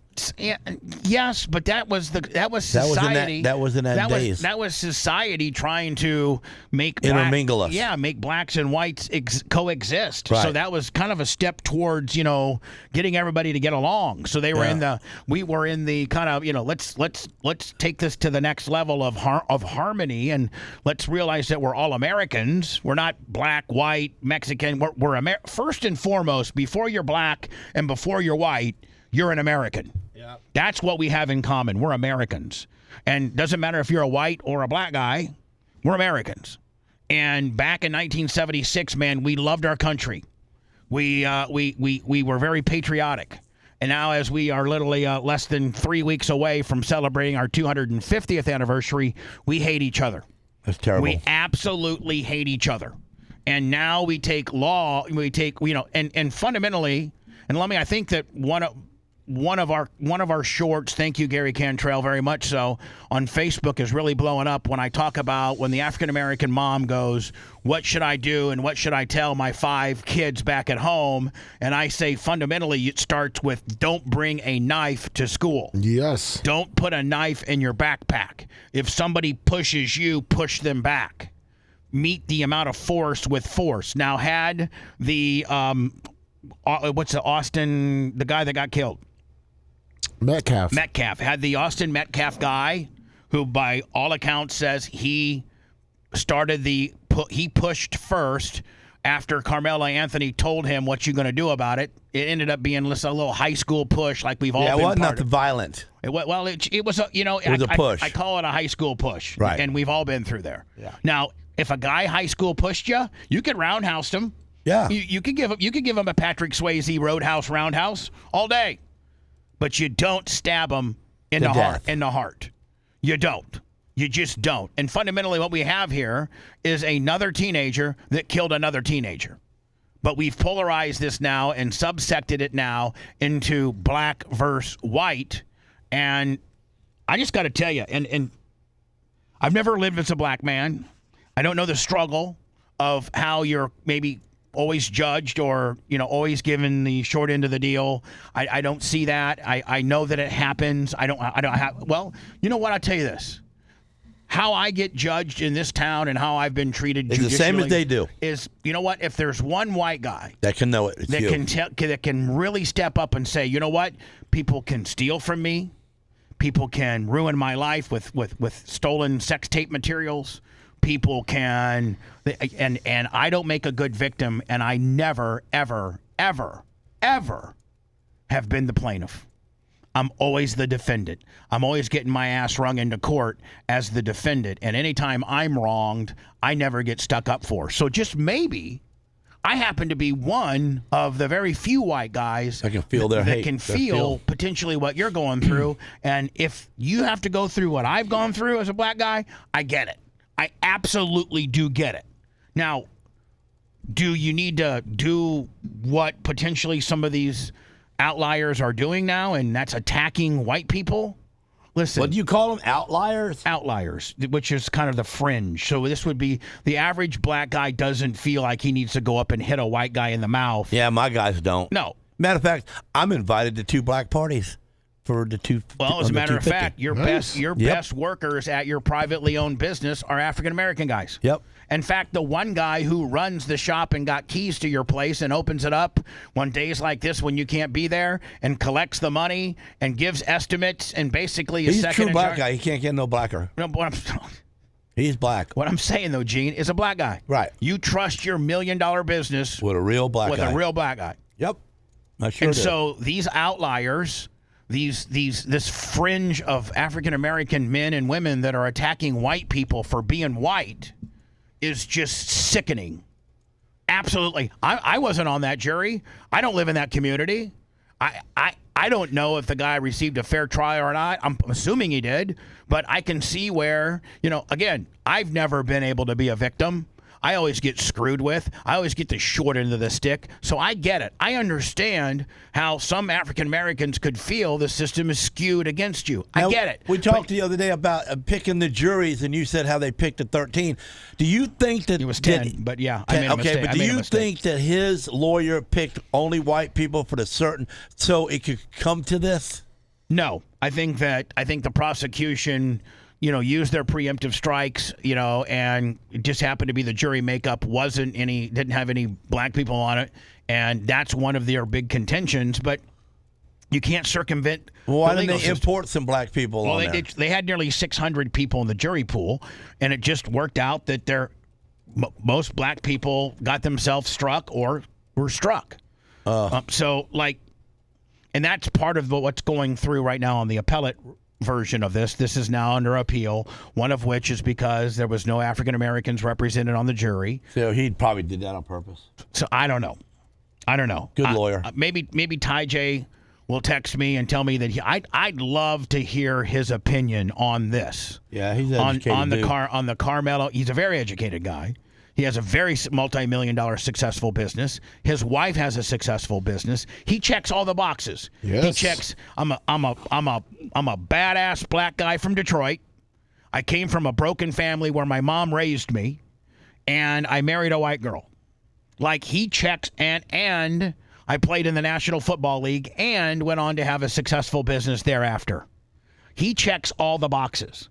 I'd love to hear his opinion on how this all went down and his opinion of the verdict and what the kid got. And the community outlash and the community that is upset and are attacking white people and telling them I'm attacking you because you're white.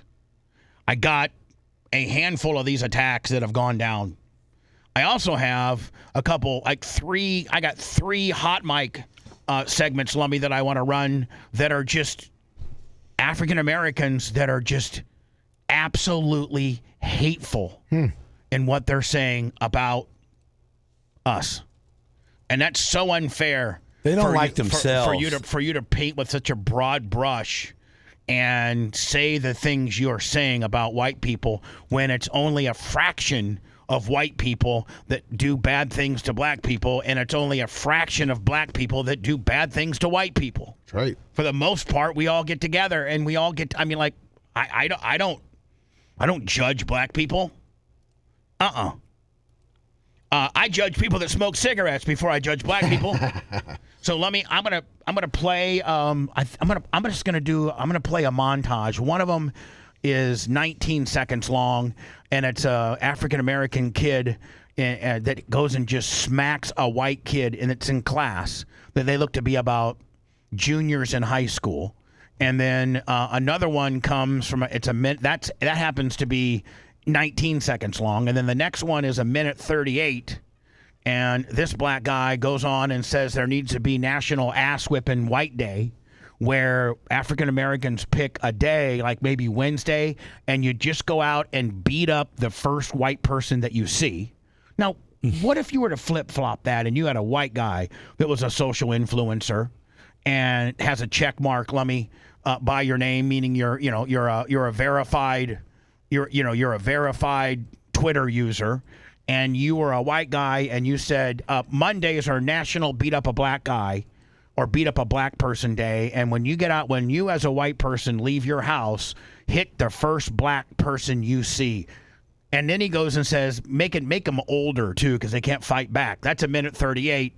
And then I got another guy, and Tim Pool retweeted this. And Tim Pool said, how do you coexist with people whose argument is we can kill you with impunity, and if you lock us up, we'll kill you too? What is impunity? What is that? Like without remorse, like you can just lock us up willy-nilly. So, Lummy, I got these 3. I'm just going to play them back to back to back once Macho Man gives me the clearance. Then I'll start lining up these stories and check to see if Ty J texted me, okay? Perfect. I began to hallucinate and thought a houseplant was talking to me. Oh, man. Prescription medication. Rare delicacy. It takes a lot of great prescription medication to make the show sound this mediocre. The Bubba the Love Sponge Show returns after these words.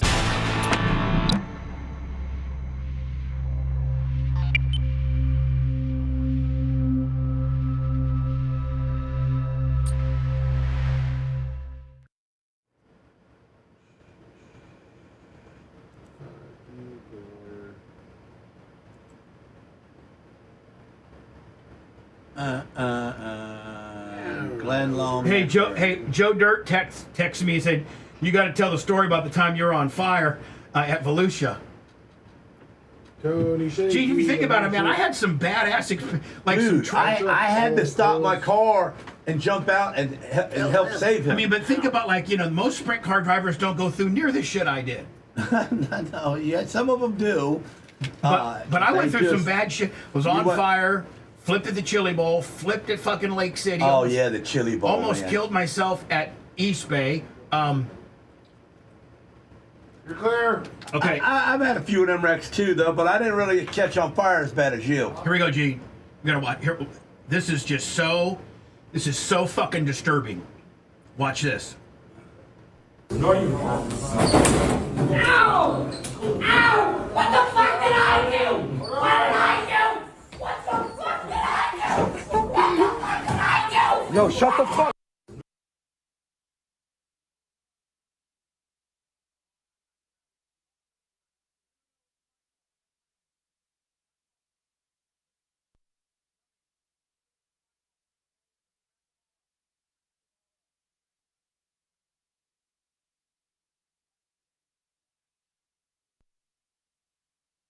Up and you should see he gets he squares up right on this white kid's face, and the white kid they're not sitting next to each other or nothing.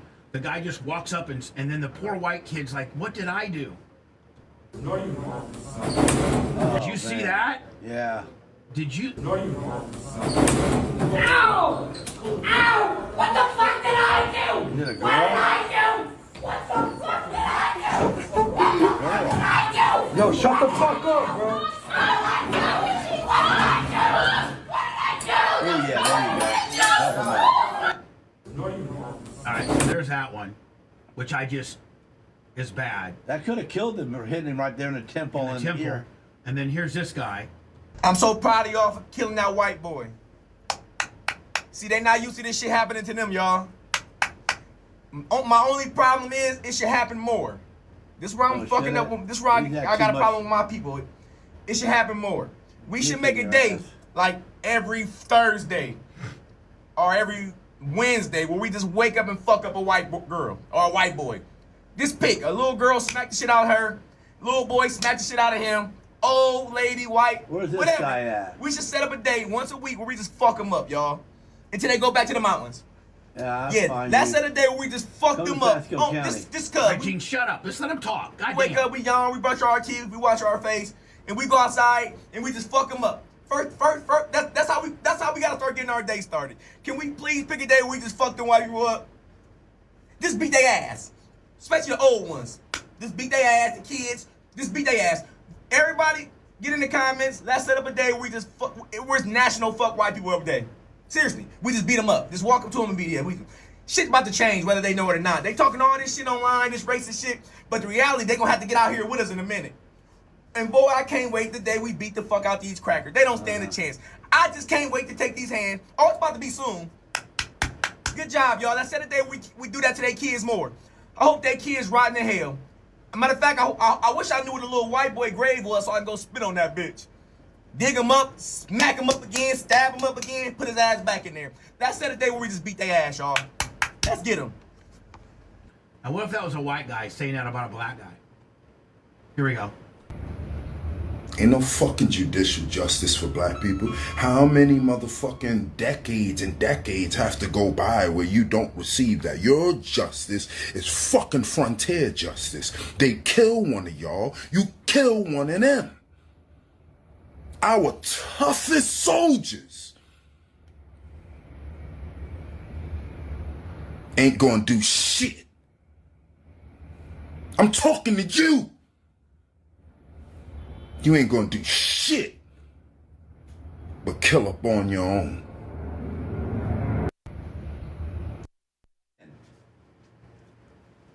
What did he say?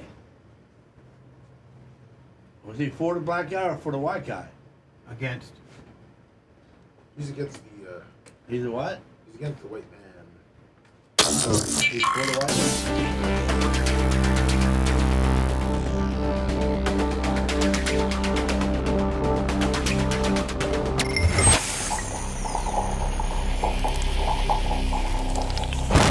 This guy's playing hardball. Human misery has never sounded so good. My life is over and I'm gonna wind up working at Red Lobster. We're back to the Bubba the Love Sponge Show.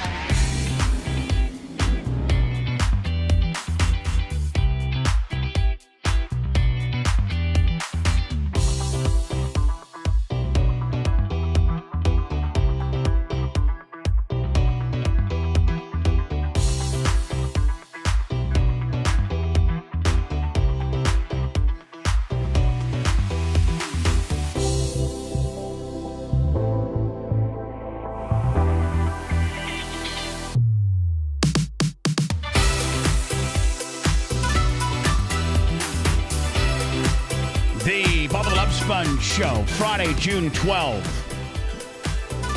God, I'm so looking forward to the weekend.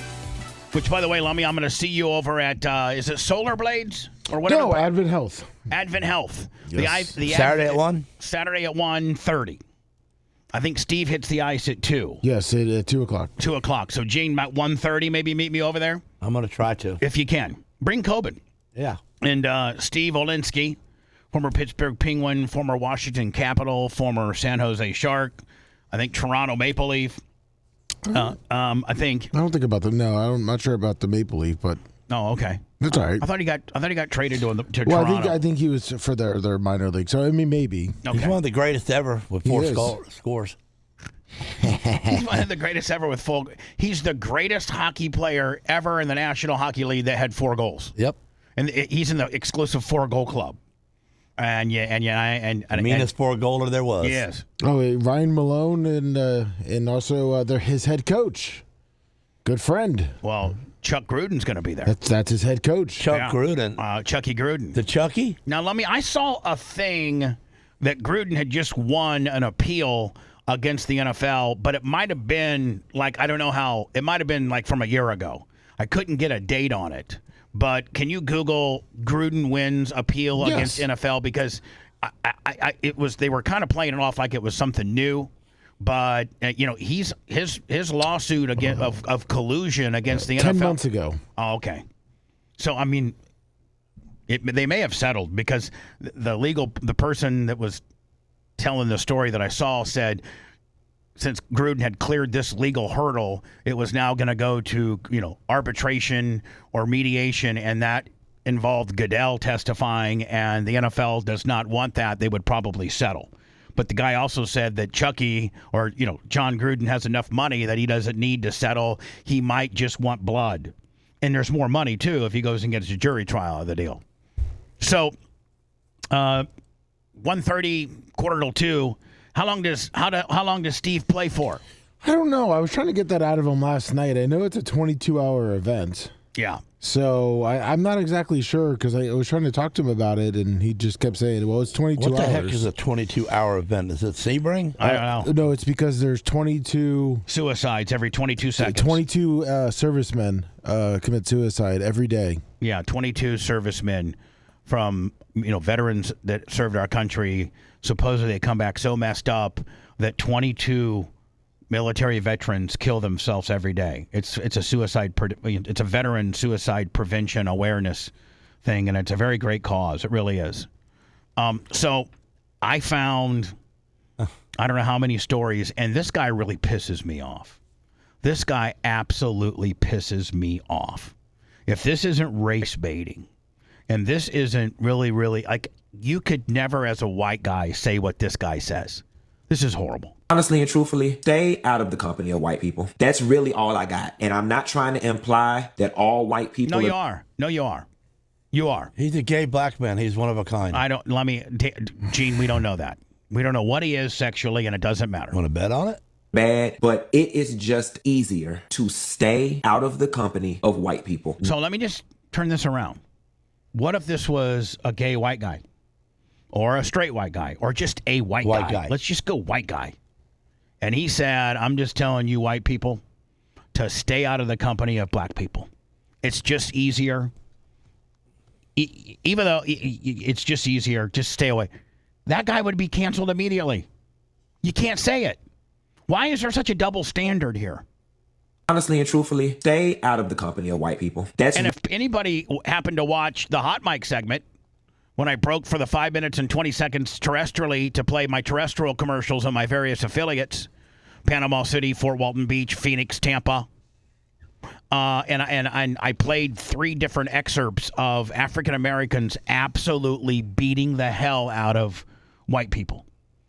And one African American say that we need National White People, beat up white people day. And the minute you walk out of your house, try to find an older white person and smash them in the face. And he even said kids too. Like, it's such a double standard. What if a white person was he'd be considered hate speech? They may go arrest the FBI may arrest you for spreading hate speech if you are a white guy saying this very same thing. Honestly and truthfully, stay out of the company of white people. That's really all I got, and I'm not all because a jury in Texas found an African-American 17-year-old for guilty of second degree manslaughter or homicide because that African-American guy was asked to leave a tent that he didn't belong in, and a guy grabbed his shoulder and gave him a nudge and or push, and the black guy came and stabbed him right in the heart, killing him instantaneously, and a jury of his peers that live in his same community found him guilty, sentenced him to 34 or 5 years in prison with the possibility of parole at 17. It sounds like to me the jury got it right. My only thing is I would have gone longer. It doesn't matter whether the guy was black or white. It doesn't matter whether the guy was black or white who stabbed. Doesn't matter who the guy was black or white who got the stabbing. A person took another person's life. So it wasn't just all white people on that staff of people. It was some Asians and a Cuban and a Muslim. That's called the jury. I mean the jury, not the staff, Gene. Not trying to imply that all white people are bad, but no, you kind of are. You are. You know, you could more efficiently say this. Hey, pick and choose the white people that you hang out with. Know what they're. Which ones are good and bad? No, just like black people, Dominican people, Puerto Rican people, Spanish people, Asian people, Muslim people, white people, black people, men, women, fat, skinny. There's all good. There's good portions of those people, and there's bad portions of those people. Well, he likes that white lady at the EBT card line that he when he skips up front and passes everybody. All right, Gene, we're not going there. It is just easier to stay out of the company of white people. So not fair. So not fair. No. Now, you want to see something? This is the video that I saw last night as I was prepping for the show. I look at various things and then I email them to myself if I want to potentially talk about it. A lot of times Lummy and I are on the same page and we'll have found the same thing. I found this, Lummy didn't. And this is why I'm speaking about this topic right now as we speak, and I clickbaited it, and our thumbnail was whites being hunted. This white guy who has 2 bags of groceries, I don't know if it's Target, Walmart, CVS, or what, but he's leaving a store.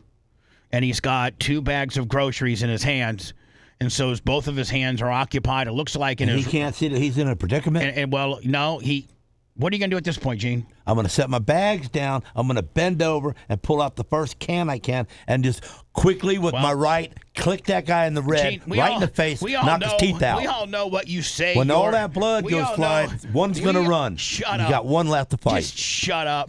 We all know what I'm setting my bag down and I'm getting my weapon out. It's easy for you to be an armchair quarterback. Okay. And this guy and the generation that he lives probably is not nearly situational aware as you are. Okay. And well, so I was aware when them black guys walked up to you. Now what? Now aware? I was aware.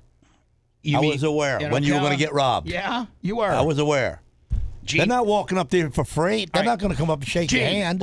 Would you just shut up and stop making everything about what you're going to do, and let's watch what happened, okay? Then you can give your comment. The poor guy's going to get messed up. Is what's going to happen. It's bad. It's oh, man. It's bad.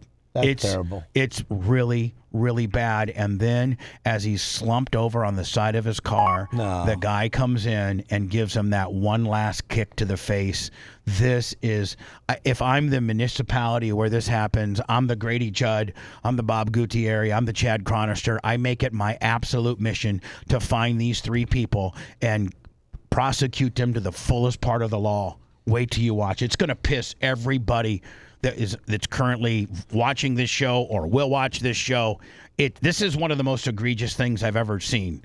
Now, this white guy in the blue shirt, looks like to be blue or black pants. Yeah. He didn't do anything wrong. He has never met these 3 guys. He doesn't know who these 3 guys are. He didn't have any type of scrape up or dust up inside the store with these 3 guys. He's just walking out of the store to his white car, and these 3 guys roll up on him, and he's only guilty of being one thing: white. They are attacking him because he's white. Watch this. There's no sound on it. This video that is hard to watch. A 24-year-old man hit and kicked as he left a corner store in Klein. He was there on Sunday. I definitely want him caught. Now this is him, and he's afraid to even go on camera because he's already getting death threats from other people that support these 3 black guys actions. His girlfriend asked that we not identify them out of fear for their safety. Social media has not been kind. I've gotten death threats. They just want to be... For what? Death threats for what? How can you be the victim of something like this and you ever be in the wrong? Because people make up their own narrative. Safe. When they approached, he just took the beating, 6 kicks to the head from 5 people in all. The 5th one at the end came Right out. here. This is the worst. This makes me want to hunt them down myself. Watch this. The store after purchasing his goods and then came up to me, kicked me in the face and said, "Black Lives Matter." The victim says they didn't even leave quickly. It seemed like they were proud of it. The Harris County Sheriff's Office is asking the public to call Crime Stoppers with tips about who they are so they can be held accountable. I really hope they're caught before someone else gets hurt. This guy here, now listen, if there was one of these stories today, okay. If there's 2 of these stories, that sucks. When there's 3, 4, 5, and 6 of these stories, all because of a verdict that was in Frisco, Texas, that I didn't have anything to do with, this guy didn't have anything to do with. This is a kid, this black guy comes up and beats the crap out of this guy because he thinks that this guy was on the jury of the Anthony Carmelo prosecution. This guy wasn't. That's a jail sentence in itself. So first off, they're in the wrong state. Yeah, so the guy just. So like this is like what, in Pennsylvania or New York or. I want to say it's in Florida. Yeah, this might be in Florida. Let me check. Now, if you're in Frisco, Texas, and you potentially saw a white guy that maybe you thought was on the jury, you still can't beat him up. No. And you still need to mind your own business, and the jurors should never be afraid to be on the jury. Tampering with the jurors is a But federal when you're offense. in Florida and you're a black guy that rolls up on a white guy that's just sitting on the concrete, looks like maybe drinking a 7-Eleven Big Gulpy. I'm going to start sitting around. And you then go and absolutely just tee off on his face and tell him, "Oh, I thought you were on the jury." Now watch. So, and the thing about it is, who's filming? Is the black guy. He's on his bike. The black guy is on his bike, and he's filming himself beating up this white guy under the guise of, "Weren't you on that jury?" Watch. Hey, weren't you on jury selection? No, he wasn't. No, he wasn't. Seriously. No, he wasn't. He wasn't. He was on jury selection. He's a vet, dude. Yeah, it is in Florida. It's in Florida. Florida. Yeah. This is on Florida. He's a vet. He ain't been on jury selection. I mean, like. Jacksonville, actually. I ain't worried about that. Fuck you. You gonna die. Quit, dude. I had to beep out because the white guy's like, "Man, F you." I think there might be a couple more. Yeah, I'm not gonna play it because there's a bunch of FUs, as absolutely you should. Now, does this guy? I think this guy He's got a warrant out for his arrest. Yeah, well, you see that dually sitting there? Did you see that? Gene's gonna give you what that Gene was me. Lasker would do. I'd have run him right over. I'd have killed him from behind. Here's another. This all came down last night. Oh, last night. I know it's not, but it's let me spit it out. Sorry, I sent you a video because it just goes along kind of the lines. It's black kids took over a trampoline park in Missouri. 300 teens and they just big fighting. What's the story? It says They're fighting themselves. Over 300 teens swarmed a trampoline park outside of St. Louis for an internet meme event. And it exploded into 8 fights, rock throwing at police, 12-year-old girl. I'm sorry, a 12-year-old girl caught with a butcher knife. So you got 12-year-old girls that are walking around with butcher knives. Police attempted to break up the fight, and then the teens poured into a nearby Aldi and Walmart. They threatened customers, and then they started destroying the stores. And when police showed up again to restore order, the kids turned on the police and started pelting them with rocks, screaming threats and refusing to leave. It took multiple police agencies to shut it down. The owner of the trampoline park only had one question: where are the parents? And that, everything that we see now in the next in the amount of stories I'm going to play, 90% of it is the fact that these teens and these people don't have a standard or normal parent structure at their home. They're being raised by their grandma. They're being, they have 3 or 4 different baby daddies, baby mamas, so in the African American community, all too often, that young mom sends her kids to be raised by grandma. She's a hoe. And grandma, maybe the mom might be. She's got 4 different kids, 3 different baby daddies, and grandma's raising them all so that she can go out and do the things that she wants. She wants to live her 25, 26-year-old life. And grandma, who is in her 50s and 60s, these young teenagers can bamboozle grandma all day.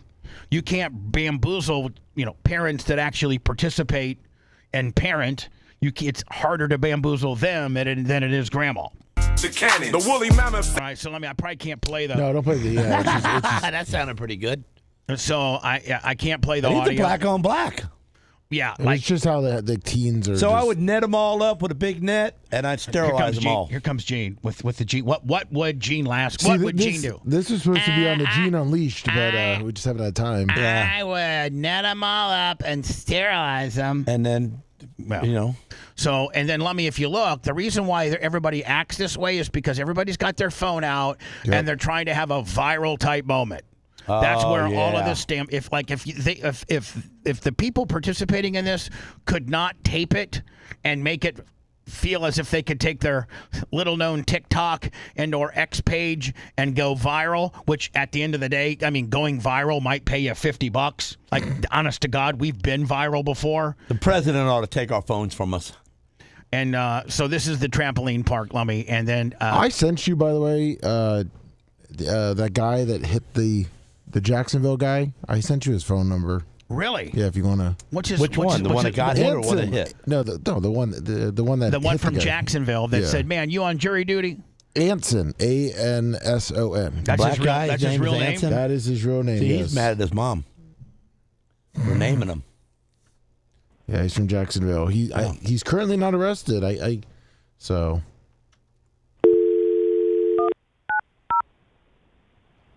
He's been arrested before. Anson. Better shut my mic off. No, you just be quiet. Let me handle it, okay? Okay. The service you're attempting to use has been restricted or is unavailable. Mm-hmm. Please contact... Yeah, imagine that. Yeah. 30 white people have called him. I got several more of these stories. We'll continue this on next. Believe it or not, Absolutely not. everything you heard about him has been toned down for easier public acceptance. The Bubba the Love Sponge Show returns after these words.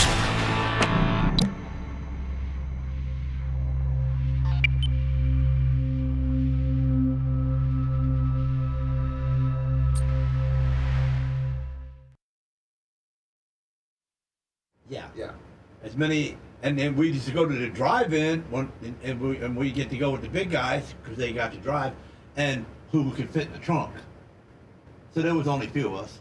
But I don't remember that many people around me at one given time, other than a fire drill at school. Everybody standing outside, all in lines. Yeah, I mean But I don't. Where did they get them all at? Where did they all come from? I guess with the phones, you can internet. Everybody's on a social media, and they're saying they're going to join up there. Well, yeah. That's what they is. They make a. They plan it. Yeah, they make a post online, and then they. Well, the feds just need to bust that post online and get the leaders of that. I mean, I looked down to where phone it came from, and when people start getting time for starting riots, they'll quit starting them. But unless we start making people pay for their sins, we're just going to have sinning.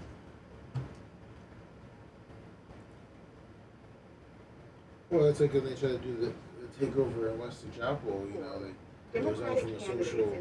My name is Regina Wallace-Jones, and I'm the president and CEO media of post. Really? Since 2004. And did it happen? No, because Narca, he had like I remember because I was sitting outside of my house. It was like 9ish.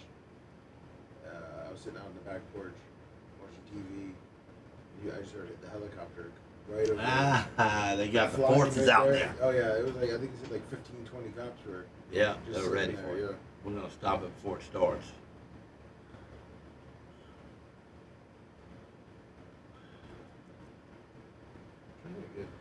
Oh, Kenny Powers, Game Parade, Dwarfert, Frog, Oblivious, D-Man, Glenn Longnecker.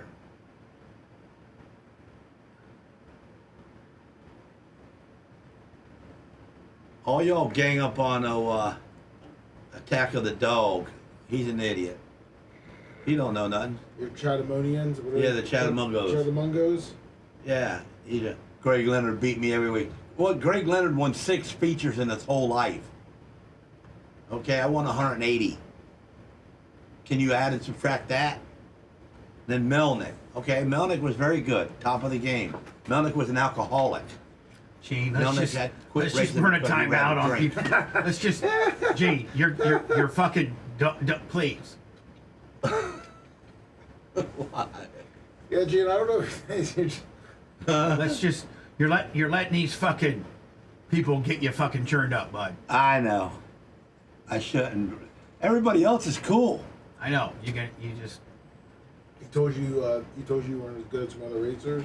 Nah, he just trying He's to. obviously a local guy that's trying to fuck with you. Yeah, Because he wouldn't know that. I don't stuff. know who he is, but he evidently been around for a while. 67 Ford, good morning. Glad to hear you today too, there, Rugged White Male, Miami. Miami's in the house. J-Fish. Glenn Longnecker.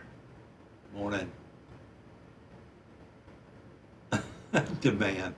It was like, oh fuck, oh chaos.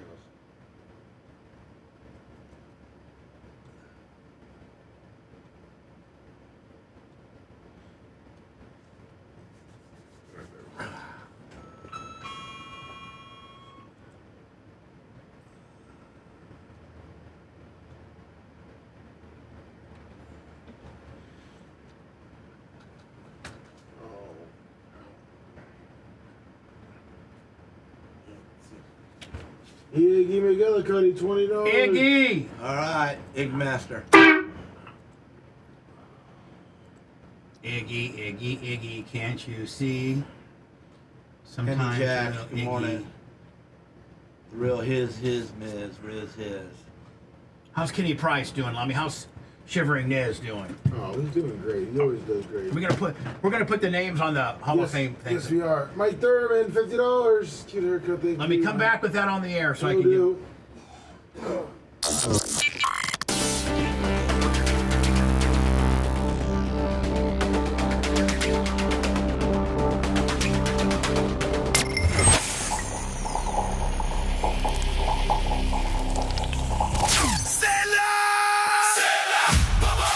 There's a version of you that was sharper, stronger, and more present. You remember him. Low testosterone doesn't announce itself. It just quietly takes things from you. Your energy, your focus, your drive. Until one day you notice they're gone. Game Day Men's Health and Destin gets it. Real medical professionals who take men's health seriously. Treat the whole picture. Low ET, ED, weight, hormones, sleep, and get results. They'll have you running hard, clean, and without apology. With the throttle back in your hands where it belongs. Go to GameDayMen'sHealth.com/Destin. Legends don't tap out. They get back on the bike.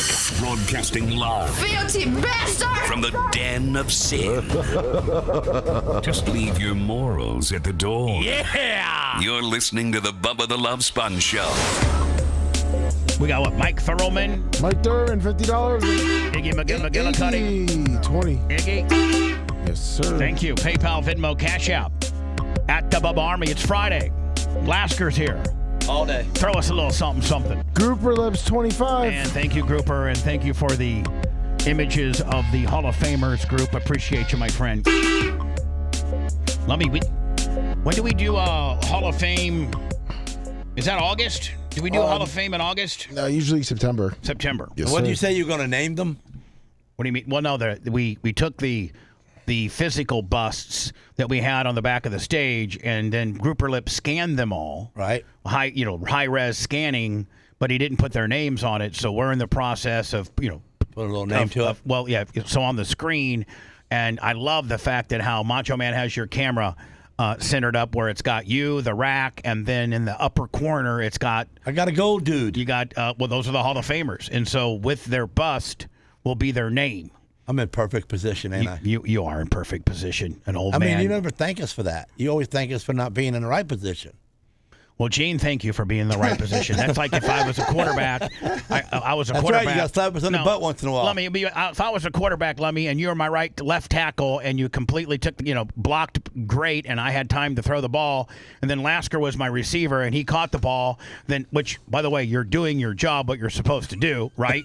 And I had to go, hey, Lummy, after every play, Lummy, thank you for keeping that guy off me. And, Gene, thank you for catching the ball. When realistically, I'm like, hey, man, great job, guys. Okay, next play is going to be a 46. You're getting all the glory. 46 whammer.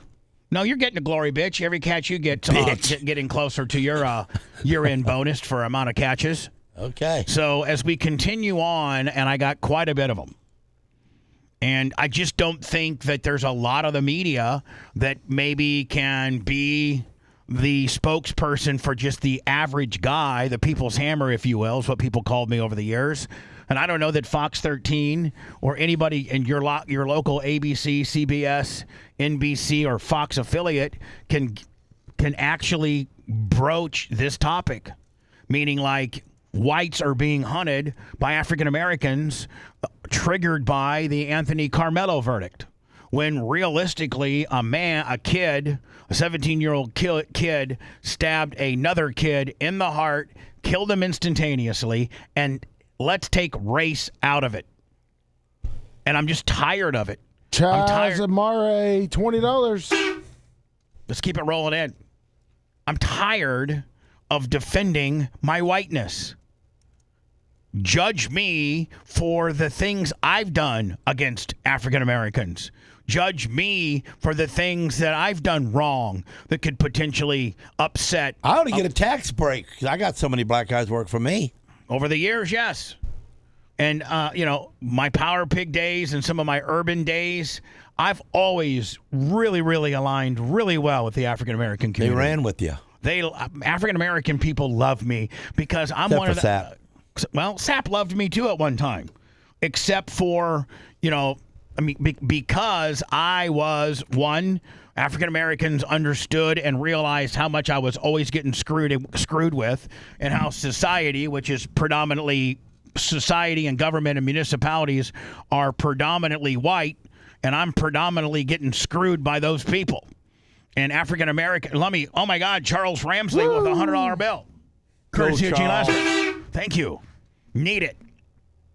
And so African Americans could be like, man, this white boy's getting screwed with. They hate him. And then that white boy would get on the air and just say it like it is and say stuff that people normally can't say. New York Greg, $20. Proud to be weird, right? Yeah, I don't think you need to see that. I know. Sorry. Dang it. Proud to be white. I don't think that's Black necessarily. Guy Kelly. I don't think that's necessarily the message we want to give. We just need to get along, bro. I know, man. I mean, I wish Russia would bomb us. What? Yep. Yeah, about 4 or 5 baby nukes all around the world, all around the United States. Because then we'd all have to join together to fight this. Yeah, the only thing that right now keeps us together, where we don't judge white or black, is the Olympics. Because when you see the black guy running against the Russian dude, doesn't matter if you're racist or not. You're like, man, I want the American to win. So we need to have, we need to have the type of mentality, black people the way they view white people the way you view black people, as if we're competing in the Olympics. That's right, all joined together. And we're America before war would do that to us. Like I said earlier, bomb us, before Russia. You're black and before you're white and before you're Mexican and before you're Asian and before you're a man and before you're a woman and before you're fat and before you're skinny and before you're stupid or before you're smart or before you're rich or before you're poor, fundamentally to your core, you're an American. That's you're a pretty an American. good line you just made. You know that? Thank you. very Martin Luther King-like. Yeah. I mean, maybe we could get that excerpt out, but it's true. Before you're anything, at the fundamental core of your existence is you're an American. So treat everybody as if they were an American. And wrap your arms around them and give them the benefit of the doubt. Now, when they say something stupid, or they do something to you, or they show their ass, or you realize they're not into what you're into, or maybe they're bad people. Well, just help them before you hurt them. There you go. Help them before you hurt them. And if they try to hurt you, then all bets, defend yourself accordingly. I would suggest that if you're not a felon and you're above the age of 21 or whatever the legal age to own a gun is, if you live in an area where you can, there's a lot of states now that are open carry, and there's a lot of states that you need to get registered and what have you. If you are a law-abiding citizen that has the ability to carry a firearm in today's world, I would. David Hernandez, $20. Thank you, David. Thank you so much. Boop, boop. We need the money. I would say, man, if you got the ability to carry something to protect yourself in today's day and age, here's another example. Iggy McGillicuddy, $20. Iggy's got the money today. If you got the ability, like Iggy's always strapped. I'm strapped most of the time, but like Iggy would go to the tanning bed with his gun. He'd be laying in the tanning bed with his gun beside him. I think when Iggy goes to the gym and works out, I think he's got it right beside him. Well, of course. Iggy's strapped at all times. But, I mean, if you have the ability to own a gun, own one. And be smart about it, but realize you have the ultimate stopping power. Use it. Now, listen, in using it, you're going to be absolutely analyzed, and they're going to look into it every different which way they can. But, chances are, there's witnesses and or surveillance that will catch said interaction and blow somebody away if like, for instance, I think the guy in the parking lot who was against the white car who got the fine, they kicked him 6 times to his head. I think had he been strapped, I think he could have blown all 3 of those guys away. They came up to him. They started punching him in the face at a public parking lot. He didn't do anything. He didn't do anything to them. And, you're in 3 people against 1. I think you could arguably, you could say, I'm in fear of my life. These guys are doing, they're doing haymakers around on me and connecting.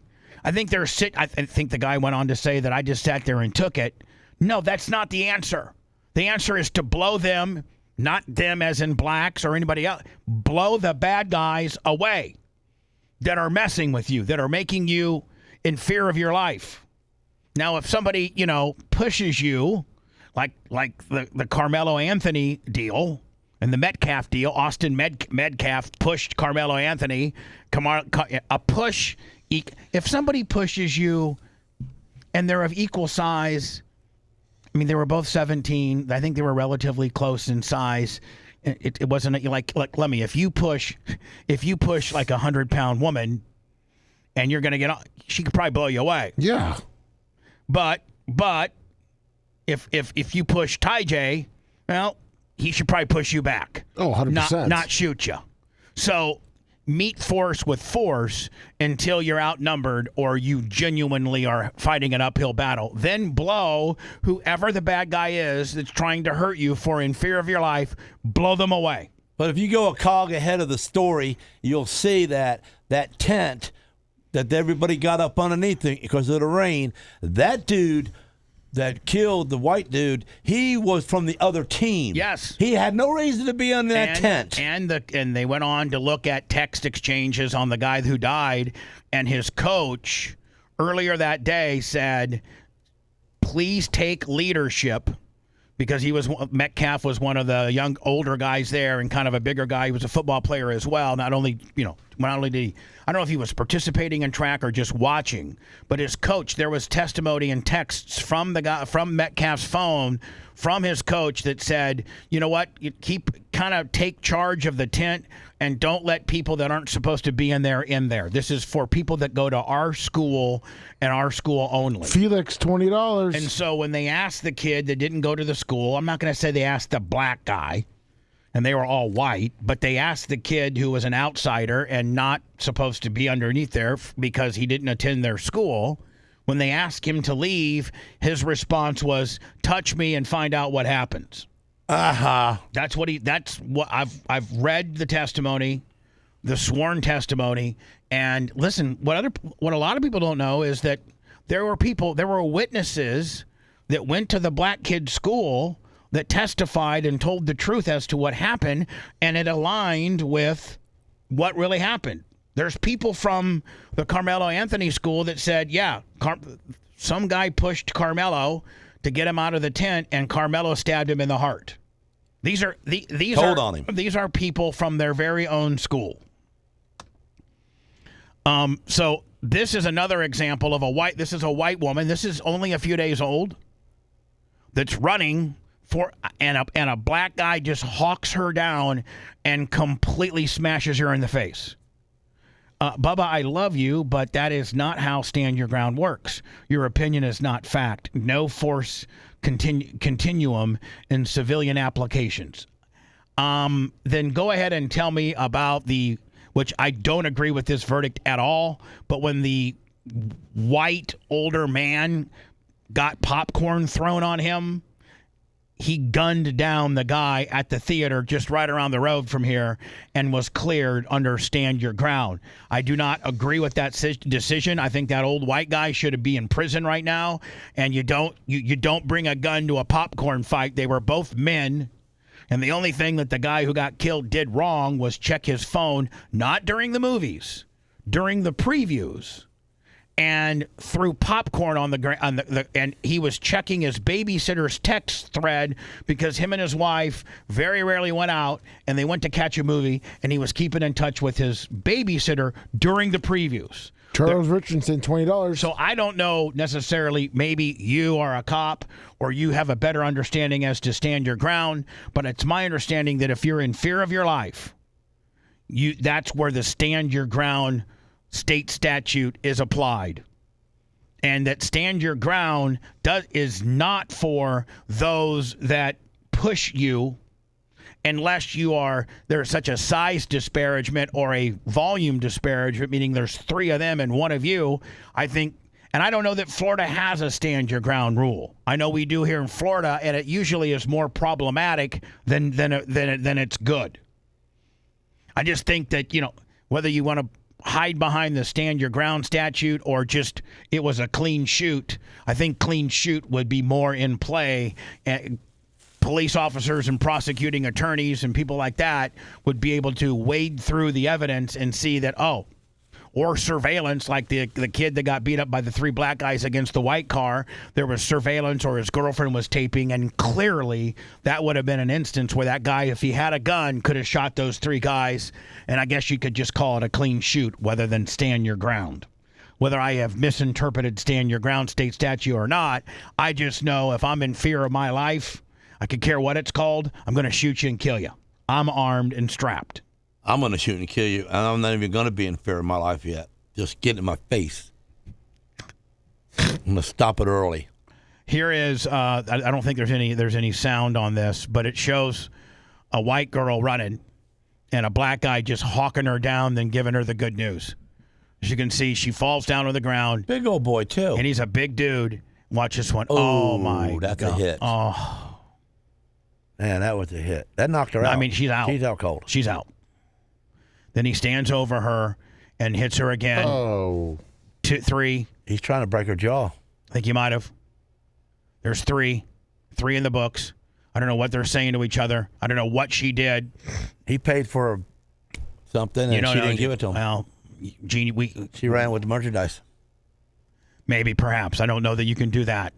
Yet another example, Lummy, and there's a common denominator here, and I don't have to say it.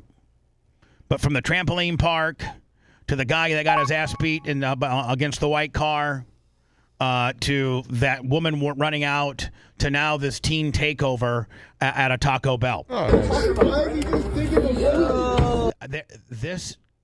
It's real simple. It's the fry oil machine. Dip your bucket in it and throw it right out the window on them. Watch this guy. Watch this black guy light this Taco Bell employee that works the drive-through window. I mean, lights them up. He's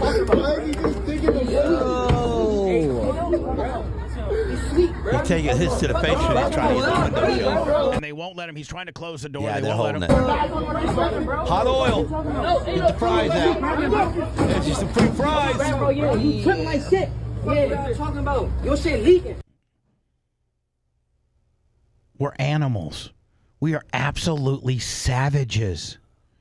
And all of this starts with one thing. Parenting. Mm-hmm. Parenting. This is another teen takeover at a family festival in suburban Kansas City. Was overrun by teens who began beating police officers and unleashed bear spray on attendees. Now, Lummy, we know what bear spray will do, and I got to tell you, it's the most powerful stuff I've ever been exposed to, and it took a crew of 12 guys down. We were moving the studios, and I had some bear spray over here, and Tease accidentally hit it, and it completely cleared the studio for over an hour, and it got on a little bit of the wood, and if you remember, Lummy, when we moved it back over here, it got on you. Like right, the bear spray took us down like 3 different times. Yeah, right in the eyeball. Hello, who's this? Hey, Bubba, this is Steve. How you doing? Hi, Steve. Hey, just a quick comment on what's going on here, and I think it can kind of be summed up with the black community is losing their hold on racism. You know, it's one of the things they've used against white people for years and years and years, and they're seeing it now more than ever with like X and social media platforms. What's going on here? We're starting to see it too. You know, with this Carmelo Anthony case, same thing, you know. So it's a resort to violence because they can't hold racism over us anymore, you know. So it's a shame. I appreciate your call, my friend. Thank you. What did he even say? I don't know. Hello. But he's Bubba Army, and we got to be nice to him. Hello, go ahead, sir. Hey, Bubba, this is Brad. How are you? Hi, Brad. Go ahead, bud. Hey, reaching out. I know first time I listen every day. First time I've ever called. This is awesome. Checking to see if you guys. I know that Cut the Builder's on the other side. There's some drama going on in Nashville. I don't know if you guys had ever seen any of that, or that's definitely on the other side of the spectrum. But once you get started on that drama, holy cow, is it interesting? Start on what? I'm sorry, I got distracted. I got something in Nashville. Yeah, no, Chud the Builder and out of Nashville, that whole drama, the guy. Oh. So I don't know if you guys had touched on that at all. No, because the language on the videos are just and that guy's listen, and that guy's an absolute disgrace to the white race. Like that guy does not represent what I think, how I feel, how I judge people, how I look at people. That Chubb or whatever the hell the builder is a complete asshole, and he needs to be put in prison. I agree. And he goes up and he absolutely targets black people, and he calls them the N-word, and he absolutely is a disgrace to my Caucasianness, if you will. He is absolutely does not represent how any of us feel. He's a piece of shiz. I hate that guy. I hope. Yeah. I know that he may have shot somebody or hurt a black person or something, and I know that he's currently going through the judicial system. I hope he gets what's coming to him, which is probably 50 to 60 years in prison. I think he killed somebody. So that guy's I agree. That guy's a piece of shiz. Absolutely. So anyway, here's another teen takeover. We just saw a teen takeover at Taco Bell. Now this is a teen takeover in Kansas City that was supposed to be a family festival. Actually tackling cops. And she kicked him right in the face. Kicking white cops. So that cop's going to get her because he's seen it. Yeah, he got her. Again, I curb her right there on the curb. There's a common denominator here. Yeah, it's only black people. They ain't even know Cubans running. Just shut up. Look, I'm just looking at the picture. Just shut up. Everybody look at the picture and you'll see what I see. Shut up. I told you to shut up. Shut up when I tell you. People know what the common denominator is without you telling them. That's the thing. You don't tell them. Oh. They form their own opinion, you idiot.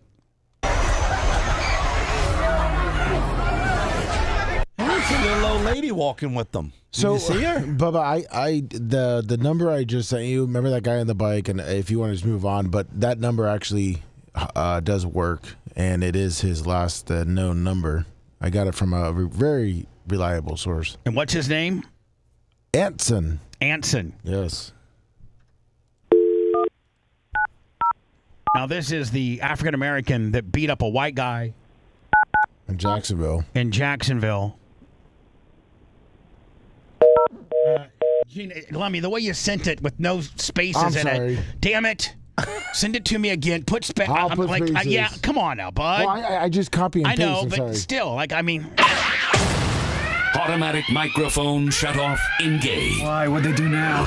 Bubba the Love Sponge Show returns after these words. I thought the fat one didn't really talk that much.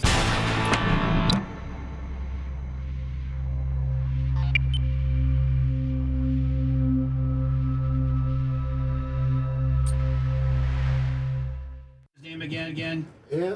Anson, A-N-S-O-N. Anson. A-N-S-O-N. Somebody named him that because he was raised by his aunt. So that's the aunt's son. I gotta find. Lummy, can you find the video again? Yes. So I can replay it before I call him? No problem.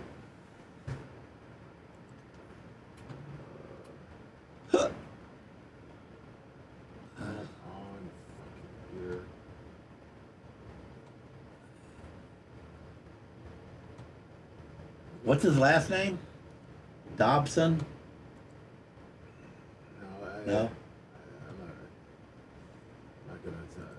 You're not going to tell me. I'm not going to tell you. Yeah. Oh, I got a long day This today. is his actual Instagram, so I took that video that it is from his. Oh, that's. Bubba, I bought me a 34 sedan delivery. Oh, those are rare. Those are rare. And I even got the rarer one, the one with the back door. Yeah, that's his. This is his social media. Now, what are they peeing on here? That's that white guy in Texas. Oh, man. They're peeing on the Metcalf grave?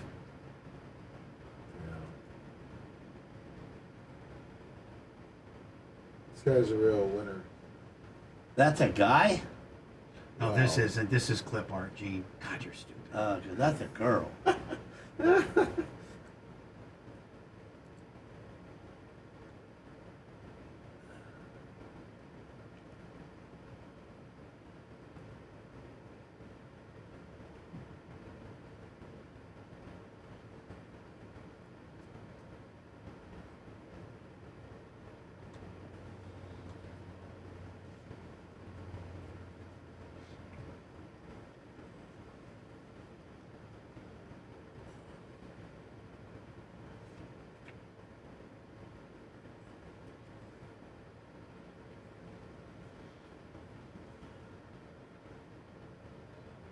Hey, what, you on jury selection? Boom. He was on jury selection. I jump on them spokes. Right. Smash him. Smash him to the ground. Yeah. Smash them spokes down. He ain't riding away.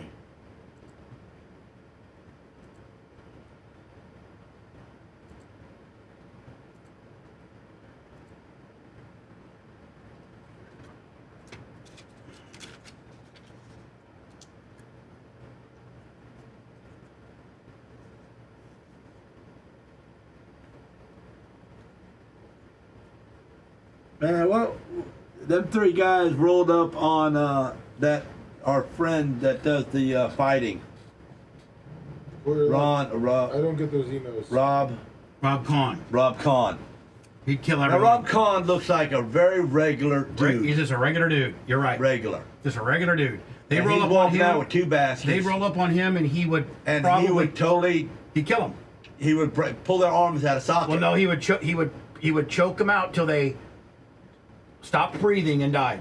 Yeah, and then the other two. The other two would run away. Yeah, because they're twist their arms till they No, it only takes you killing one for them the other two to like, as soon as you yoke up one of them, and you can't get a hold of him because he's because One's gonna run. Rob has positioned his body so that he's in the back of it, and he's using the guy's body as a shield as they're trying to get out of him. Right. And then so they can't get him. He kills or makes the other guy makes the first guy pass out. You think the other two are coming at him? See, and me, I'm on the defense.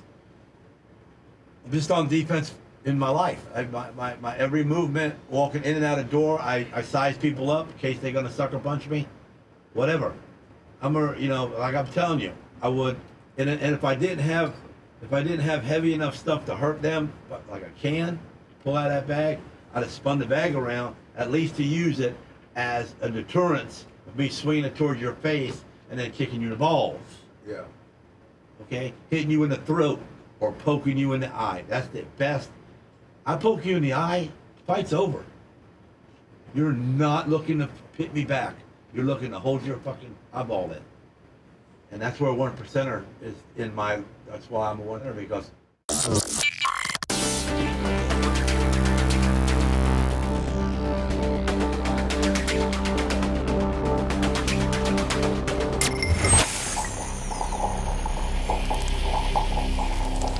When the sign said long-haired freaky people need not apply. The Bubba the Love Sponge Show, listener supported via PayPal, Venmo, and Cash App, all at the Bubba Army, now returns. Need not apply.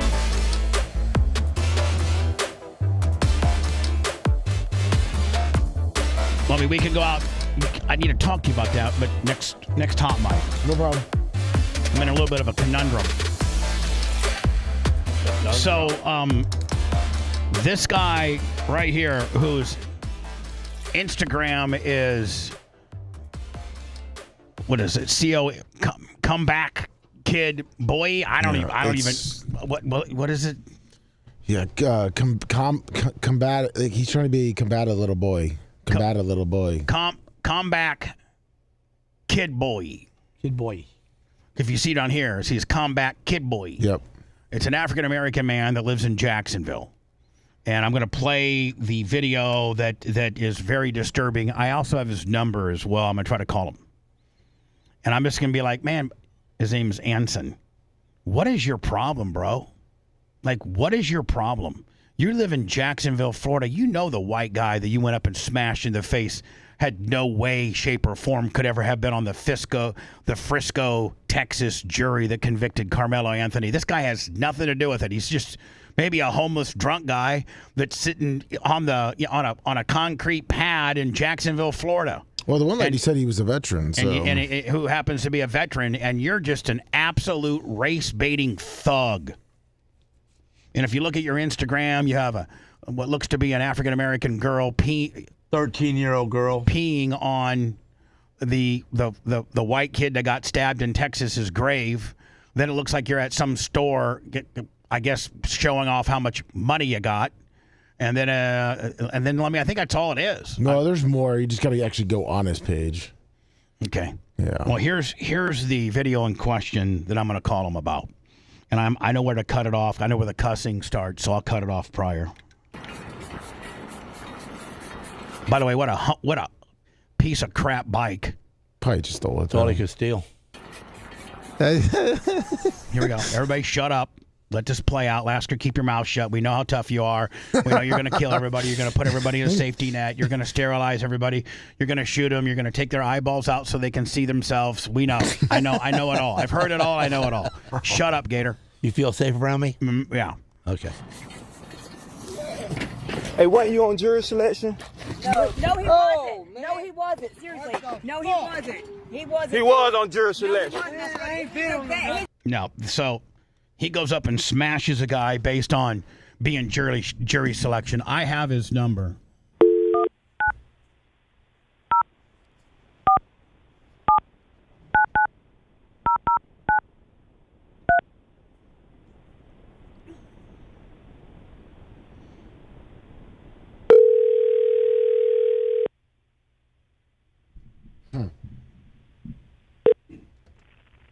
Hello. Hi, is Anson there? This is the Bubba the Love Sponge. Hello? Hi, this is Bubba the Love Sponge. Can you speak up, please? Yeah, can you hear me? Hello. My name is Bubba from Tampa, Florida. And I'm looking for Anson to talk to him about his Instagram page. Now, I know you can hear me.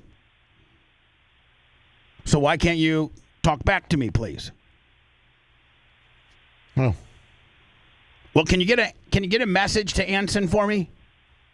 Since you don't want to talk to me? Really? Are you that much? Are you that stupid that you can't talk and have a conversation with me and we talk about potentially somebody we know that you know named Anson and what he decides to post on his Instagram page and just how wrong it is? Fundamentally, it's probably a lack of parenting, and you sound like potentially you might be his sister or his girlfriend. So you're probably as stupid as he is. What a bitch. She's doing another hit. Tell Anson that I can't wait for the sheriff's department or the law or Jacksonville police to put his ass in jail, because that's where the thug ass piece of crap deserves. Have a good one. Ho. You hoe. I mean, she could hear me the entire time. Oh, 100%. You hear that's what you breathing do. in it. You put your head in the sand and you bury it. Because we can't have a civilized conversation. And that was his cell phone. Yeah, absolutely. Hi, go ahead. Morning, Bubba. This is Mike from Miami. It's amazing, Lummy, how everybody else can hear me, but Anson's significant other couldn't hear me. That's right. Go ahead, Mike, quickly. It seems like these people are probably picking on the smaller people. They're not picking on people like you and me. You know, they're picking on the weak links and doing the video. When you see them kicking cops, I don't think there's any. I think there's no. You can take that reasoning and throw it right out the window. Yeah, I guess so. Yeah, but that's gang enforced. Thank you, Mike. Man, this next video is just it makes me sick to my stomach. It almost makes you want to cry. Wow. And this is just what this particular video shows is just the lack of parenting in I'm not going to say the African American community, the lack of parenting in our young people, just in general. And this is two black girls that are absolutely, and you know what? It's not a white girl there. I don't think it's a black girl they're hitting. So like this has nothing to do with black and white or white and black. This has everything to do with just fundamentally how you're raised. For you to attack somebody of your own age in this manner. I mean, these little girls look to be about maybe 6, 7, maybe just a little bit older than Walker. And for you to have this type of mean, savage-like behavior, when I was 6, 7, I mean, we might get into a little dust up, but like it was never anything like this. And if your mom and dad saw you acting this way, they would warm your ass up. You'd be grounded forever. I wouldn't be able to sit down for a week. You'd be sanding on them cars every day. Hell yeah, I'd be in the garage. And my dad would give me the worst job ever, like picking up, when my dad would do body work with lead, and then he'd take a hand file and shave the lead down to conform. That's the way real body men do work. They don't put Bondo in there or anything like that. A real guy will go in there and flux lead into where the potential issue is. And it don't sand easy. And no, you got to file it so my dad would file all the lead, and then lead was kind of expensive. My dad didn't make a lot of money, so I would have to, listen to this, Gene, go up and sweep up all the lead shavings and put it in a coffee can. So we can melt it again. And then he'd take it down there and melt it into bars again. But that was the worst job, having to get on your hands and knees, and you couldn't use a shop broom because you had to be then you mix it up with all the rest of the junk. Right, so you'd have to first go make sure the floor was clean before you started filing. Right, pick all the big pieces and up then first. And then yeah. So I'd be doing that. And the Knicks fans, they're just a bunch of animals. Hey, Madami, how's that police department working out for you? That it's something that's such a great thing that your team, that your NBA franchise potentially could win the NBA championship, And outside of Philadelphia, your fans are just a bunch of monsters. You know, there's a guy there's a person in New York that is paying into your tax code, that owns a Five Guy hamburger restaurant franchisee, that's contributing to your community through taxes and things like that. And you're not going to protect this franchise owner against flash mobs like this, all under the guise of your team is winning and potentially might win this championship. Like, this is just out of hand.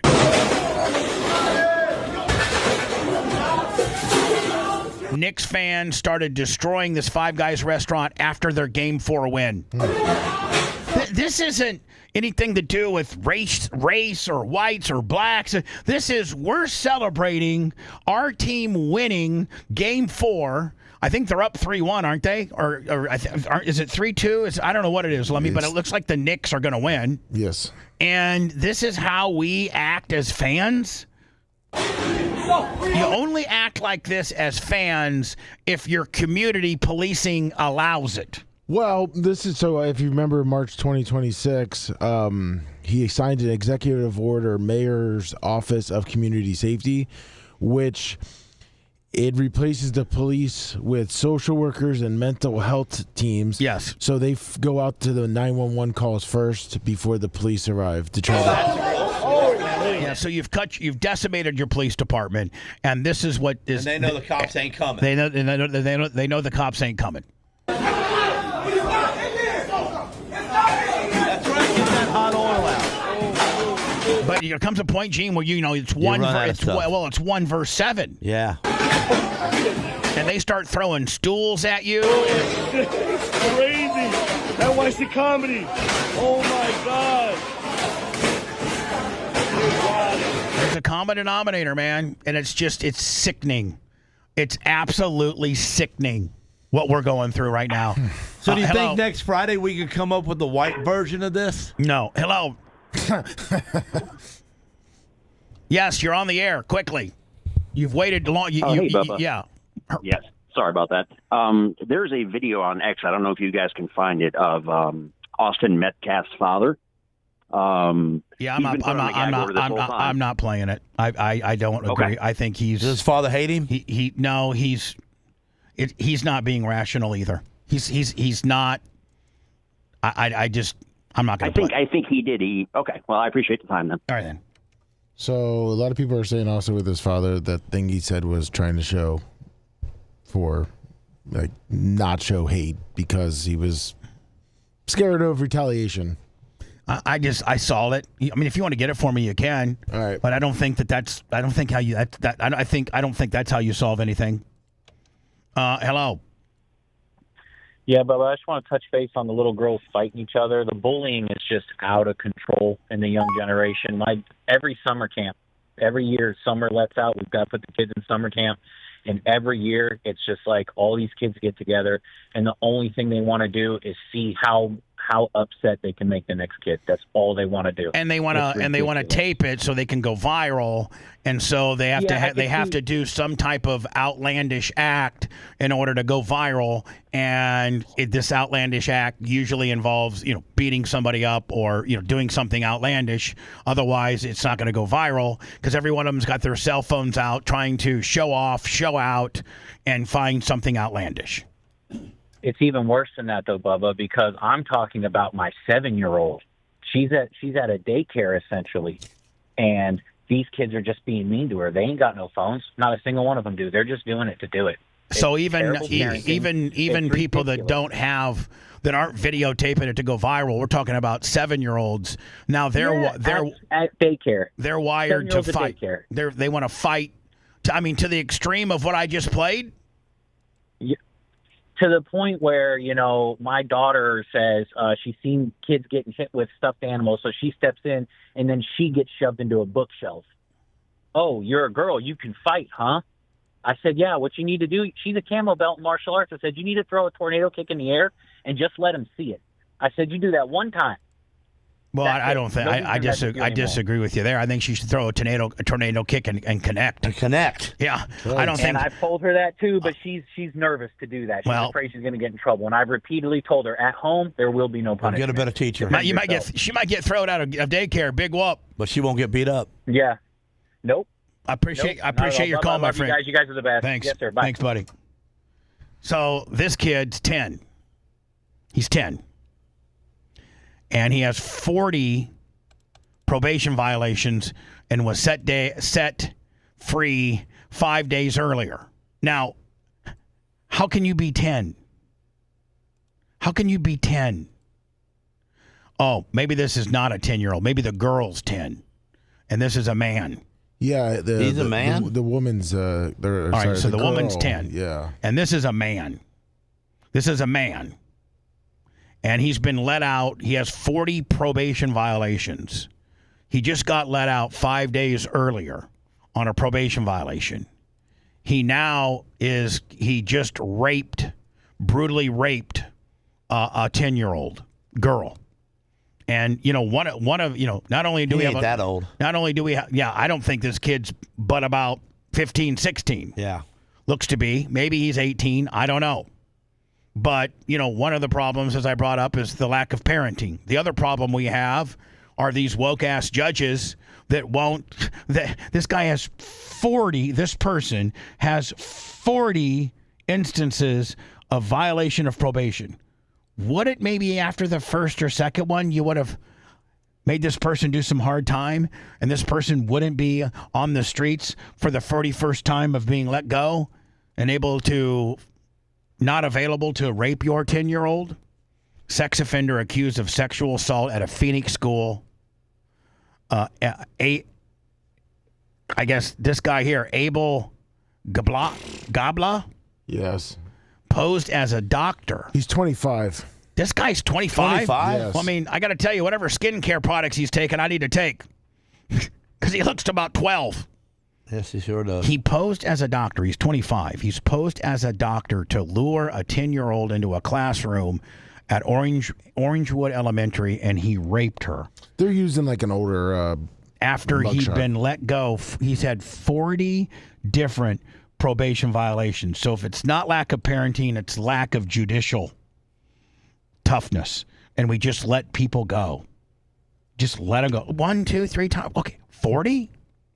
Arrested at his home and is charged with sexual assault and kidnapping. In 2019, he was on probation for smuggling people across the border There's a little bit better picture. I just sent you his most recent. Legally. In 2021, Gabla was convicted for sexually assaulting a 16-year-old coworker All right, so 16-year-old sexual assault. Autism. We've also learned Damn, Shorty. that Abel Gabla was released from jail. Abel Gabla. Abel Gabla. Just 10 days ago, after 40 probation violations over the last 3 years. Now, County Attorney Rachel Mitchell arrested at his home and is charged with County Attorney Rachel Mitchell says what? Why is this the latest right here, Lemmy? Yeah. This is him? That's him, yeah, 25. Abel Gabla. Yes. 40 violations, and his latest being? He's a Libyan. No, yeah. So before I go to words, in this Anthony Carmelo jury that found him guilty of killing the Austin Metcalf kid, and it's this big racial whodunit, and it's causing a lot of African Americans to fundamentally hate, attack, and blame white people when none of us were on that jury. None of us live in Frisco, Texas. None of us know the inner workings of any of it. We just know that a human being killed another human being, and that the bad guy, human being, needs to be held accountable. And they're like, oh, he didn't receive a fair trial, and then all this kind of deal, and there was no black people on the trial, on the jury. And this is I think some of the spokespersons for the African American community were calling the courthouse a slaughterhouse, and it's a legal lynching, and this African American kid should have never been found guilty. And what let me ask you a question. What other verdict should they have come up with if the Carmelo Anthony is not found guilty of second-degree homicide or whatever he was charged with, then what do you think would have been a fairer result? That he walked? That he walked? Because he stabbed a guy in the heart and killed him? That's a walk? The courthouse is a slaughterhouse and it's a legal lynching? Then what would you tell me should have happened? What would your ruling be? Because regardless of your ethnicity, if you're sitting on that jury, and you hear the facts that were presented, and that he was in a tent that he was asked to leave, he wouldn't leave. He told somebody, touch me and find out what happens. The Austin Metcalf kid, who was kind of by proxy given orders by his coach to just make sure that whoever's under the tent is from our school, and actually I think the text said take some leadership roles, and so he was taking a leadership role. He told the guy to leave. He said, touch me and see what happens. He touched the guy's arm, pushed him, and the guy was already holding his knife in the bag, took out the knife, and it was so swift that some of the nearly 15 people under the tent didn't even see it because it was so swift and quick. Right to the heart. Bam, one stab, killed him virtually instantly. So that's the facts. Take who's white and who's black out of it. Take who's white and who's black out of the fact that the jury didn't have an African-American person that was represented. Take the fact that one of the African-Americans that could have made the jury in a questionnaire said, I can't put a brother in jail. Well, that's going to get you disqualified. If the African-American community wanted to be represented in the jury pool, then they should have, the African-American community should have just know how to play the game and be like, I can be fair. Color means nothing to me. And got on the jury and represented the African-American community. But through voir dire and the 10 preemptive strikes that the prosecution and defense had, and no damn common sense, they sat a jury that was, the defense appealed. The judge ruled there was nobody was racially profiled while using their preemptive strike. The jury came back with 35 years, guilty, eligible for parole in 17. And now the African-American community thinks, oh my God, this guy got a screw job. This is ridiculous. What do you propose? Do you propose just an innocent? He's innocent. He didn't do it. Let him walk. Meanwhile, you got the Metcalf family who lost their son. He's dead. Let's reverse the roles. The white guy kills the black guy. Do you feel the same way? The guy should walk? Too stiff of a penalty? Oh my God, it's 35 years?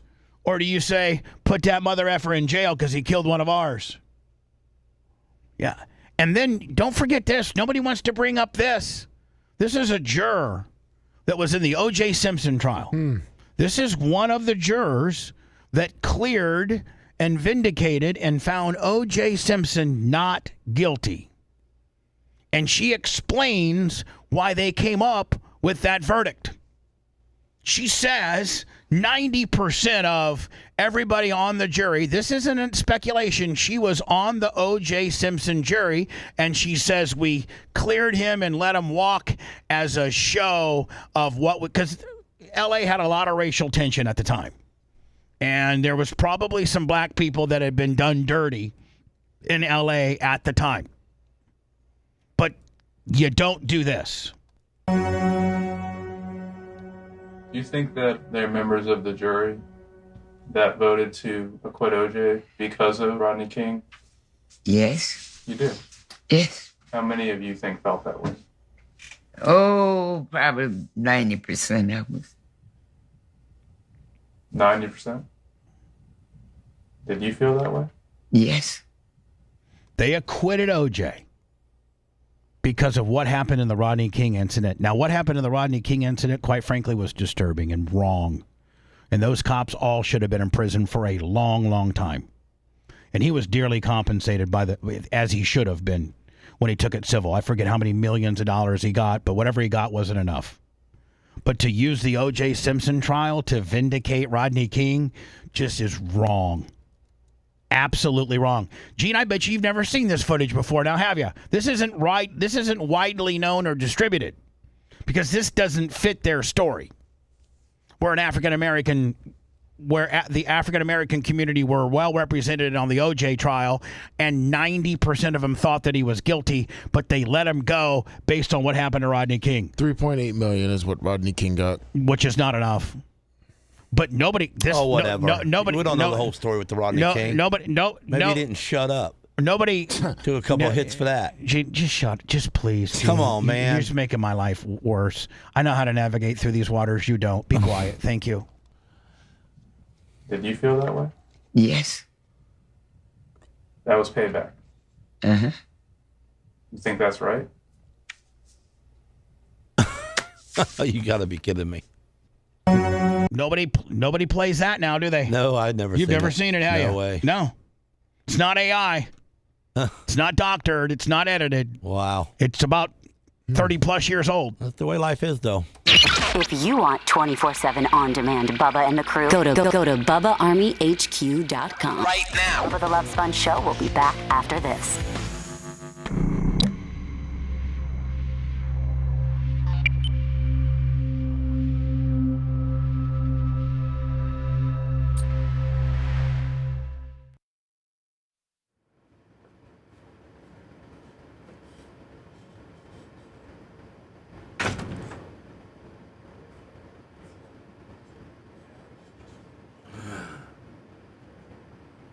Yeah, OJ got his anyway.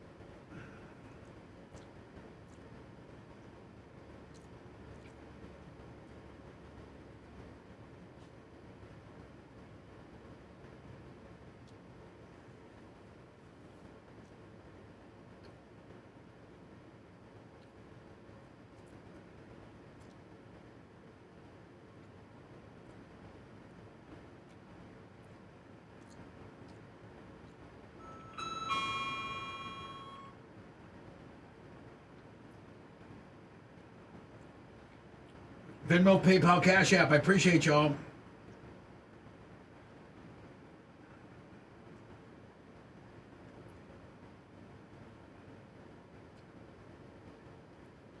This is like PayPal shit. I had one guy that threw 100. Yep. Glowbug, Charles Ramsey.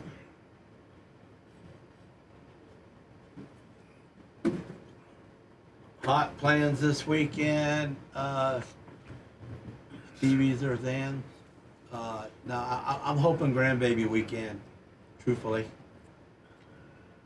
Wife wants a rest weekend. She wants to do the books on Saturday, so I can take Coben in somewhere.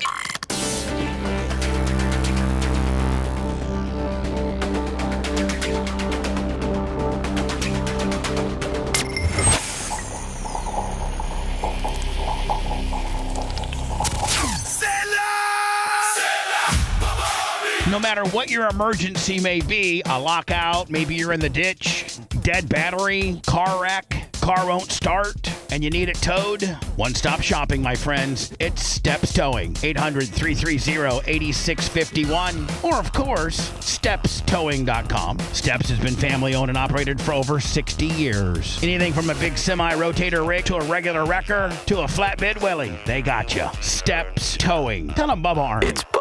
Now for a word of caution. We now return to the Bubba the Love Sponge Show. Did you hear it? Oh, yeah.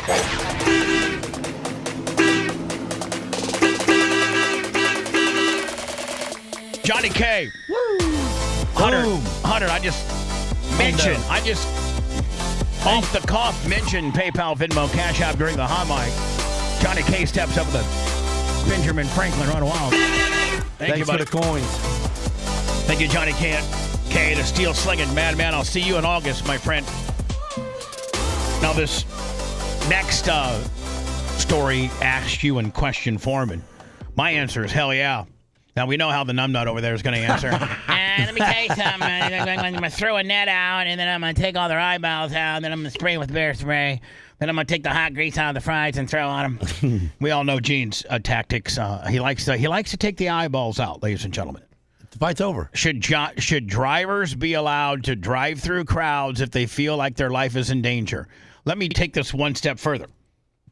Not only is my life in danger, but are you going to damage and hurt my car? I got a perfectly good car here that I try to keep nice.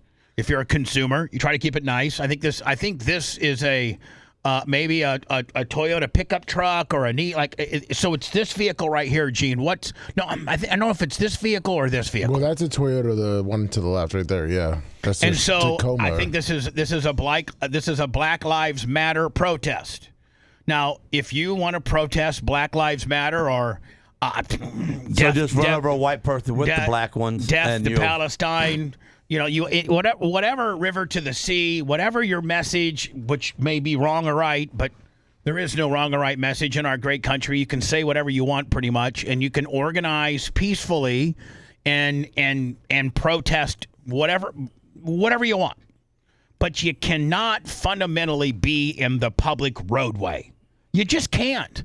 Now, if you want to be on the corner over here, out of the way and not impeding traffic or over there or even where they're at, but backed up a little bit and not in the road, you can say, and your sign virtually can say anything.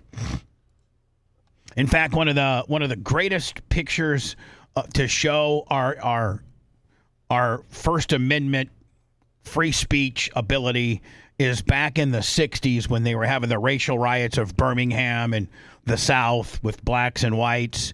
There is a black police officer that's sitting there and the KKK is protesting. And the black police officer is protecting them from anybody messing with them because it's his job. And they are the bad guys, that the KKK, they're in the area they're supposed to be. They're not impeding traffic, and they're having a KKK rally, which is wrong, and I don't agree with. But here's this African-American cop that's got his hands folded, and he's at attention. He's got his little cop uniform on, and he's, holding the line against other African-Americans that want to get at these KKK people. So, you truly can say anything and do anything and protest anything, but you cannot fundamentally impede people's public traffic patterns.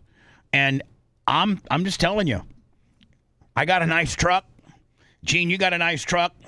I know every little dent and ding on it, and I like to. As a matter of fact, when is Adam going to be done with your truck? Because I got a major situation with my truck that I got to have him look at. But you told me not to take my truck in there while your truck's there. He's almost done. Well, Jesus, you're hogging it up. I know, man. My God, you're just a little part timer. I'm the Bubba king. Army monster truck. Well, I'm just saying, Jesus Christ. Had a lot of dents in it. My truck should, trump your truck. Sure should, yeah. But I'm sitting back here, You trumped us with the dually, man. I didn't trump you with nothing. Yeah, you got the double paint job. Shut up. Oh, man, I got a major situation. Gene, somehow, way, shape, or form, my right passenger side door has water in it, and it sounds like a lot. What? Yeah, so when you... Drill a hole in the bottom of it. Well, I'm not going to do that. I'm going to let Adam do it.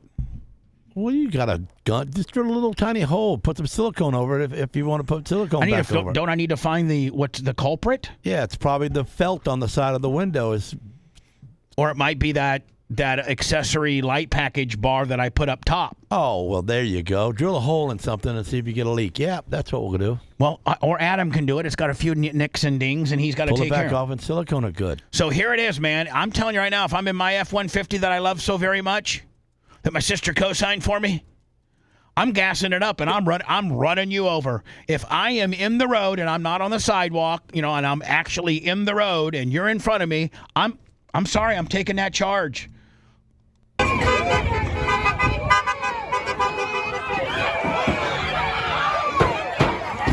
That's all. I'm standing on the gas.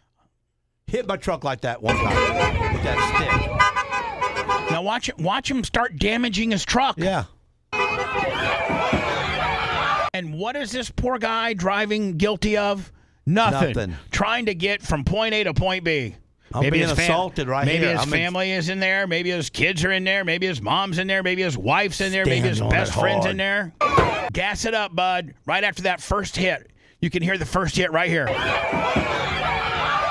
Right there. Right, that's when you gas it? Gas it.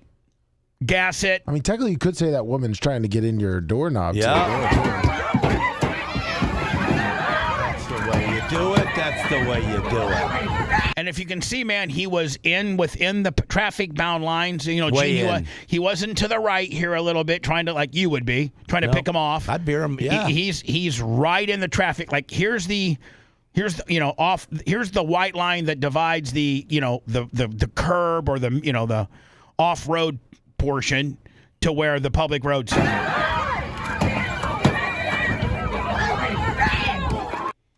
The one in the back there, the last one took a good hit. Lack of parenting. That's born in them. Hello.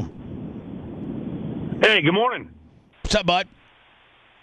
Hey, there should be weep holes in the bottom of your door and get that water out of there. This Bobby? No, this is Doug. Sounds like Bobby though, doesn't it? Kind of sounds like Bobby. Yeah. No, I think I have. I don't think I have weep holes in the bottom of my door. So he just shut up then, didn't he? I don't think I do. I don't think you have. Drill a hole in it. I'm gonna. But I'm also taking it to Adam and for him to fix up. I got a couple dents in it. Okay. Like a couple door dings. I got a dent down in my lower rocker, which I have no idea how I got. I got a couple things that when you look at it, your driveway flipping the rocks up at yourself. No, it was way before this. Just shut up. Why don't you give me the benefit of the doubt? Now, okay, Merger Creek did it. This is Dr. Candace Matthews. She got money. And this is some real data that potentially makes the prosecutor that prosecuted Carmelo Anthony not look so good. His name's Greg Lewis. He represents the state of Texas. He's the prosecutor that went after Carmelo Anthony for second-degree. I don't know what he was convicted of, but this is the guy that runs the prosecution office. And I'm just going to tell you right now, there's a lot of prosecutors out there that are absolute scumbags. I know. Every time I've had somebody do something to me and I'm a victim, they laugh at me and they no-file it. I can't even get into, a lot of them. But this woman here supposedly is a doctor, and she's not like a doctor as in, Dr. Dan, but she's a doctor as in she has her doctorate as far as education. She is the current, and she's the National Minister of Politics for the new Black Panther Nation. There you go. Oh, wow. So now Greg Lewis, the Collin County District Attorney who oversaw the prosecution of Carmelo Anthony, he has a shady past. There was a federal lawsuit that accused him of systematic sexual harassment and inappropriate touching with his subordinates, people that worked for him. And a $1.75 million settlement was finalized to completely resolve the case, paid for by the Collin County private insurance policy. That's a problem. That's not good. That makes this guy look so... Now, I don't know if it has anything to do with the prosecution of Carmelo Anthony, but it certainly would lead to, him being not necessarily the best of people. And I could understand where that would be a problem with those that are part of the Black Panthers or the African-American community that thought that this guy, that Carmelo Anthony got railroaded and he was rung up on charges by kind of a shady person that has a checkered past. I get it. I do. I actually get it, and I somewhat agree with you. But I think that you can put a better spokesperson up there to more eloquently argue your case. You can put a very, very, very well-educated African-American man up there that represents the African-American community and that is very, very smart, very educated, and can walk through this potential conflict way more efficiently and in a manner that most people would respect and say, okay, I get it.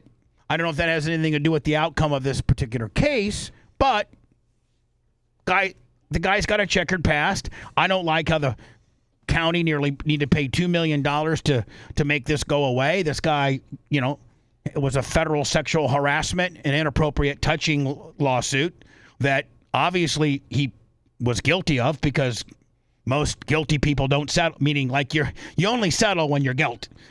Not guilty people fight it. And so I don't necessarily believe in the tactics that sometimes the Black Panthers use, and I think the Black Panthers probably got a bad rap. But I think that maybe part of your bad rap is that you prop up people like this to be your spokesperson on such a serious matter. You could have got a well more educated and well more eloquent person to talk about this potential story instead of thugging it up and making it ghetto and acting like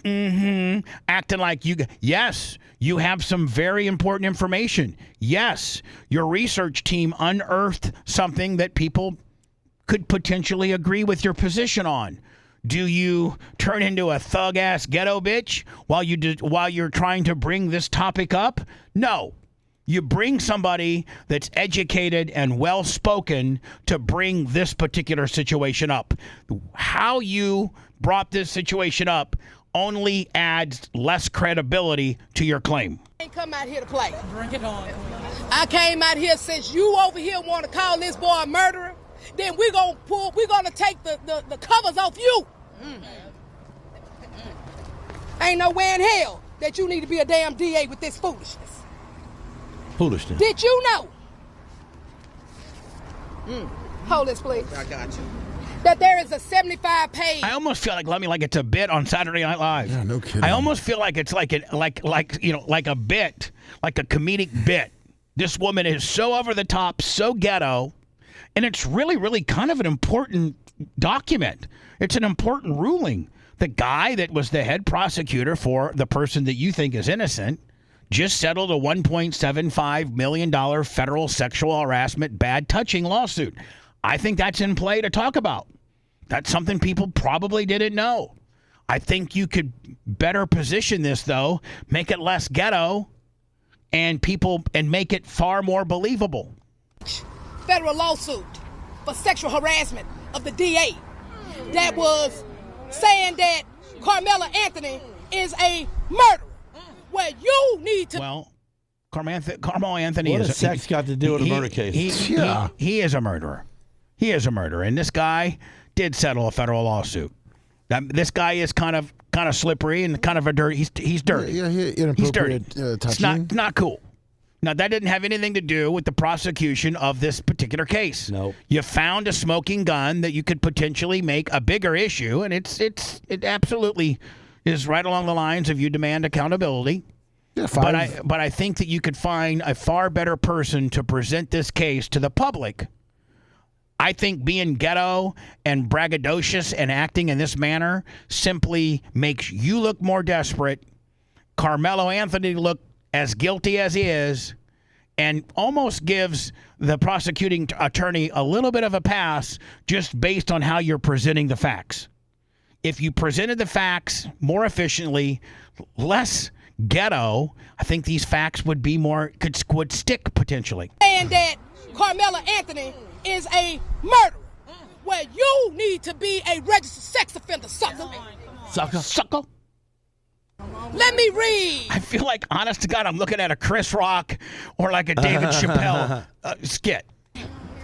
What happens when she finds out that guy touched a white girl? Well, first it doesn't off, matter. You know he touched. it was 5 women and 1 man, so it was just barely touching. He didn't have sex or I don't care. I know. I'm just telling Gene. Just telling Gene. The pot calling the kettle black count, but you the whole DA out here. Here.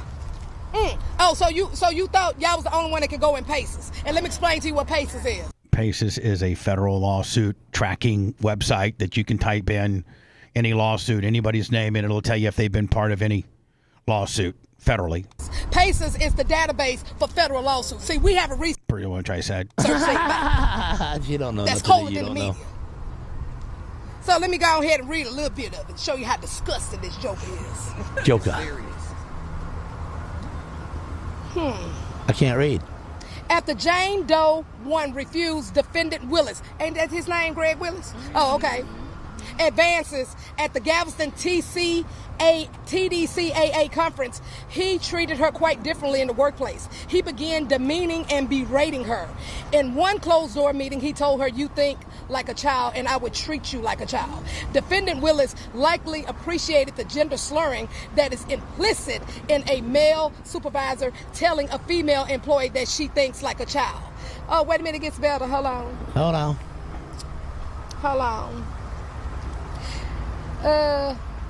More than once, she tried to break free, but he held her tighter. These physical encounters were unwanted and sexual in nature. Jane Doe 1 eventually put in for a position in the Victim Assistance Division and got it in December 2020. This role put her under the supervision of Chief Prickle. With moaning continued the most recent of the sexualized hugs back in April 2022. We got a damn freak for the DA. But you want to talk about Carmelo Anthony. No, we're going to talk about you. Well, hold on. Oh, go ahead. Still going to jail. I mean, like, he still did it. Yeah. Like, maybe you should have take the head prosecuting attorney out of it. I don't think he had anything to do with the day-to-day prosecution. It was an assistant DA. But the DA is a freak. The DA did something inappropriate. The DA touched some women against their will. He is paid for it dearly. I feel he should be thrown out of office. But I don't think him being thrown out of office, which at the end of the day, I don't have a problem with. I think him being thrown out of office doesn't change the outcome of what happened. I don't think it at all. I think that this information is important. It makes him look like a scumbag. He is a scumbag. But I think that your delivery, the person you chose to deliver the message in the manner that she did, really, really, really takes the credibility of what you may have unearthed away. Had you had a well-spoken, well-versed, educated, potentially, state or national congressperson, even Jasmine Crockett, as outlandish and for the most part stupid that she is, and she's a lame duck and she got thrown out. She'll be done by the last day of December. Even her she would probably be more graceful and uttering this particular situation. I would prefer to have a African American that lives in Fresco, Texas, that lives in the community and can speak on behalf of the African American community in Frisco, Texas, that's well versed, well mannered, and well educated. And I think this message that you have unearthed via the federal PACER system would have been far more effective. And you should demand for that guy to be a registered sexual offender, and you should potentially ask him to resign from his position. Does that change the outcome of what a 11 or 12 person jury found Carmelo Anthony guilty of whatever he was found guilty of? So let's call it second-degree homicide, and sentenced to 35 years in prison. Does the fact that the DA, the district attorney, settled a sexual harassment case have any bearing on that? No, not at all. And when you decide to unearth, this is kind of a smoking gun. This is kind of cool stuff for you with your position. Find somebody better to do it, because she ghettoed it up and made it stupid. She did. She made it a non-factor based on the way she presented it. It's very, very pertinent information. It's very shocking. I never knew that. But it's so less effective by her manner of which she delivered it.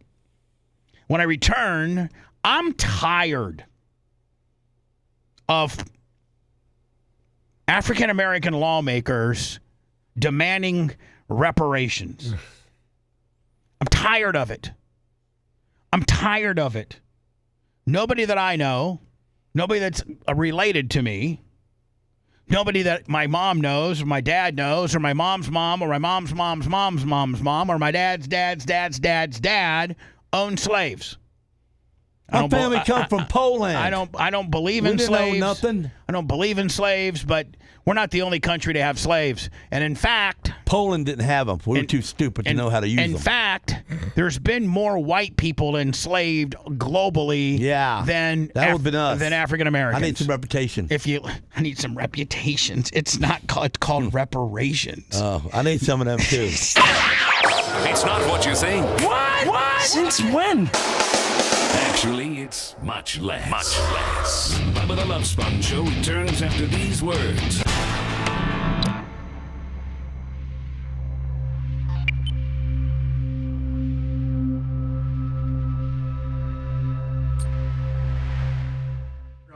I'll give her a gimmick on the way.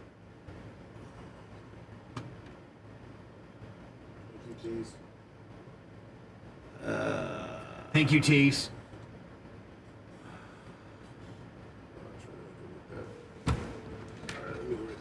Where you going, Gene? Crap. Ouch. Hey, good, everyone.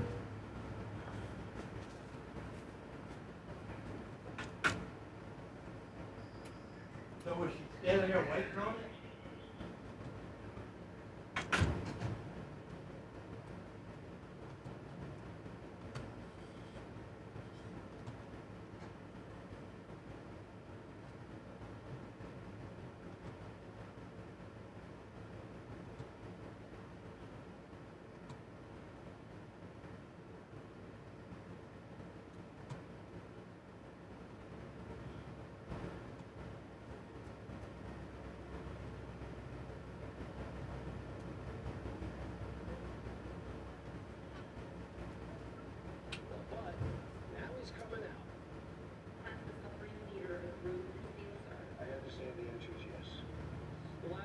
Have really gotten the Iranians' attention. We haven't heard a peep from the gay Ayatollah, but now he's coming out. Iran has to downgrade their uranium to zero. Fox News.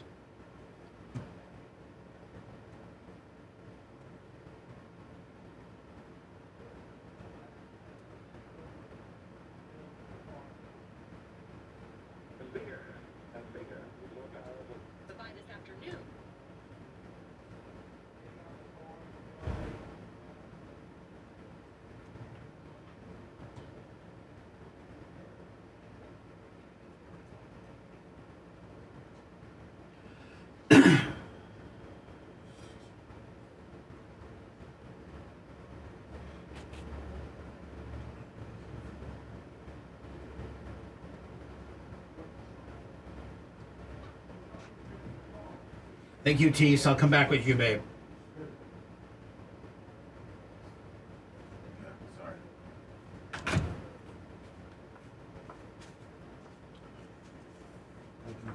steps.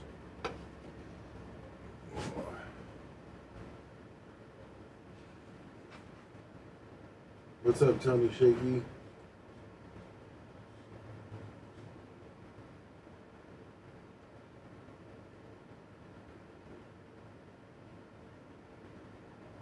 Okay, Rainey. All right, I'll let we'll do big man. We're dirt merchant. Thank you again. Thank you again, Tony.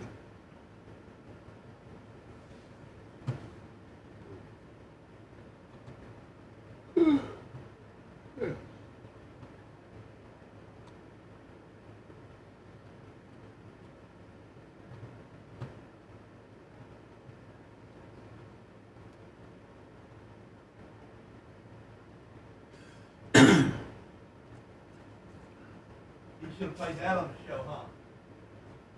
Don't you got that great bullshit? Oh, jeez. Probably not, Jeff. I'm gonna try to come bring it back next week. Starting. Who's that dude that's out there in the garage? What's his name? Gene, just be quiet. Had one good match with him, and he blew up. We don't know, but it's like if Is he on the phone? Quick. I mean, I remember being in the sky. Who's the guy out there? The old man. Bob. Bob. Yeah, ask Bob about my conversation on the phone, and you'll see who I'm true to form. I was talking to. Okay, I can't tell you now. Yeah, just be quiet. God Sorry. damn. Just Sorry, can't hold slap it your cool. fucking. You gotta understand, there's people that fucking listen to our every word, ready to use it against us at all fucking times. Morning, Liz.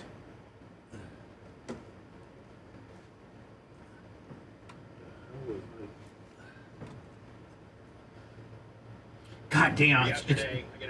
It's a wonder that Gene could be an outlaw because he flaps up. They're right. When they named him Gator, because he just fucking won't. He won't stop? He just won't shut the fuck up. They probably tell you the same thing, don't they? Yeah. So I wonder they didn't throw him out for flapping his gums. You said this is how much you talk it. I don't.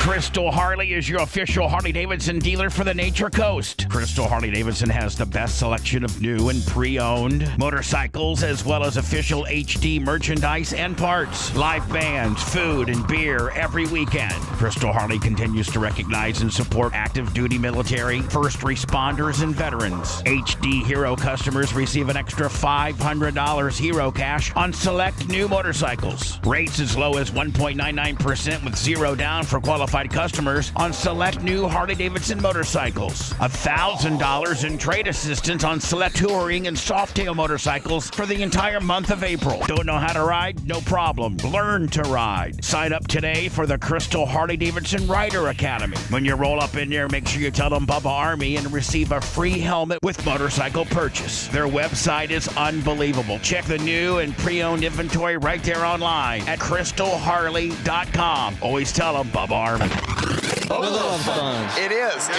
I'm here for the sponge. Mate. It's all about mate. It's got to be Bubba. I laugh so hard. Bubba the Love Sponge. Ow! The Bubba the Love Sponge Show.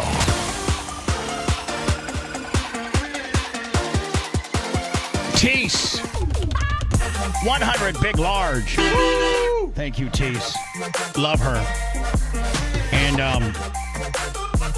I actually got a call from our great friend and Bubba Army royalty. Is Rainey Hall of Fame? Yes, she is. Hall of Famer. Rainey the realtor. She's going through a little tough time right now. That's the one that moved up north? Yeah, that's the one that lives in Oklahoma.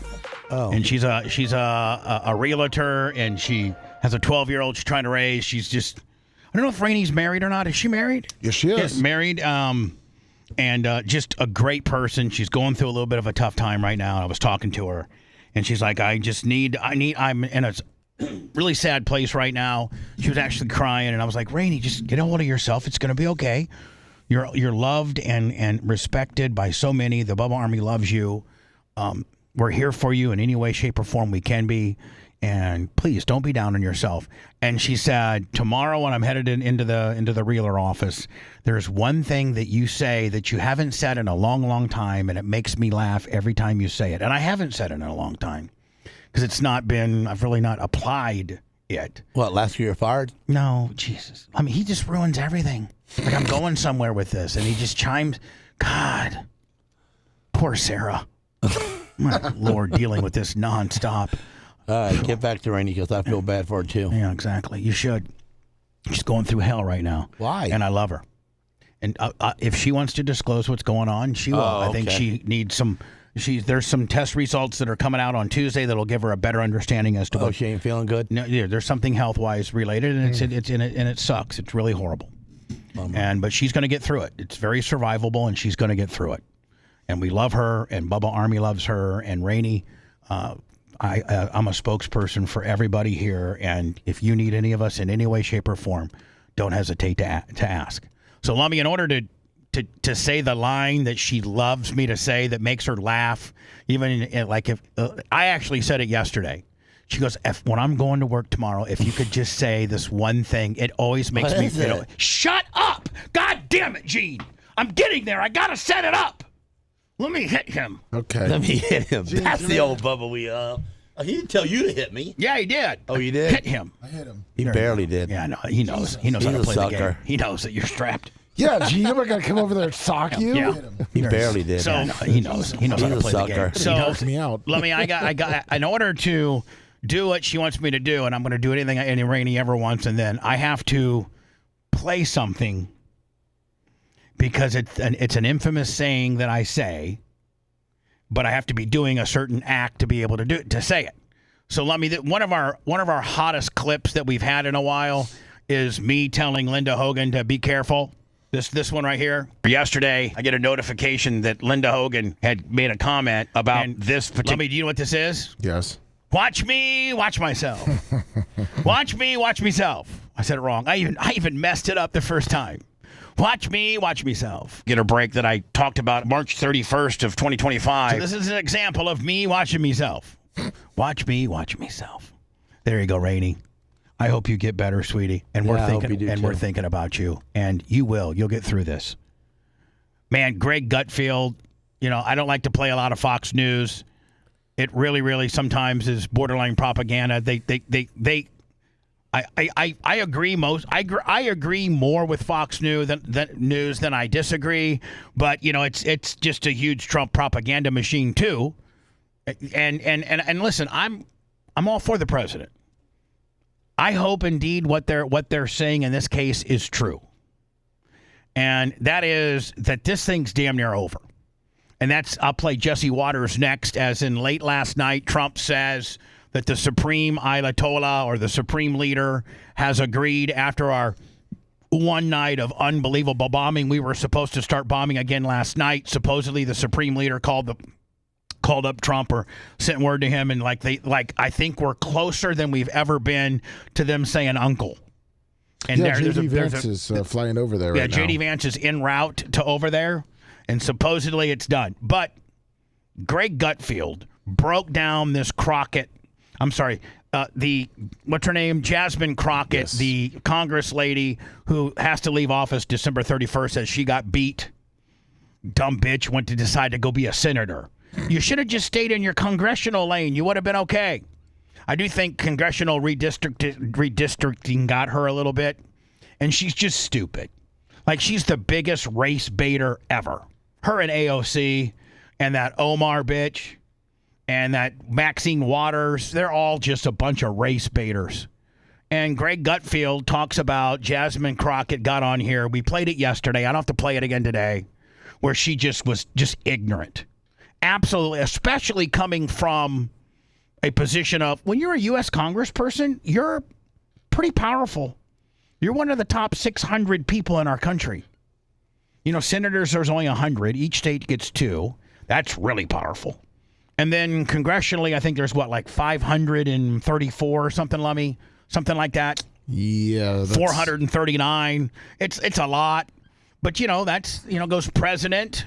Then it would go, obviously you have Secretary of State and all that kind of, but if you take just the president, he's the elected position, then all of his other, Secretary of State, Defense, all that kind of, that's all elected cabinet positions. That's not a political position that you had to win. So if you look at the hierarchy here, it goes president, senators, Congress people. 441. 400. So well, 435 with 5 delegates. You take 441. You add 100 on that. That makes it 541. Add a couple. Call it 550. You're one of the 50 most powerful people in our country as a sitting congressperson. That's what this Jasmine Crockett is. What she said, and the race baiting, and the division, and how she's trying to and how she gave her opinion on this Carmelo Anthony deal was quite disgusting. And Greg Gutfeld on the 5 called her out. Now, I don't play a lot of this. I don't play a lot of Greg Gutfeld. I don't play a lot of the 5 because it's heavily skewed one way, and I try to play it right down the middle fairly. But Greg Gutfeld nails it. Love this. She says she doesn't know. We've pretty much all show today been on this topic. Yep. Whites are being hunted. It's all because of the Carmelo Anthony verdict.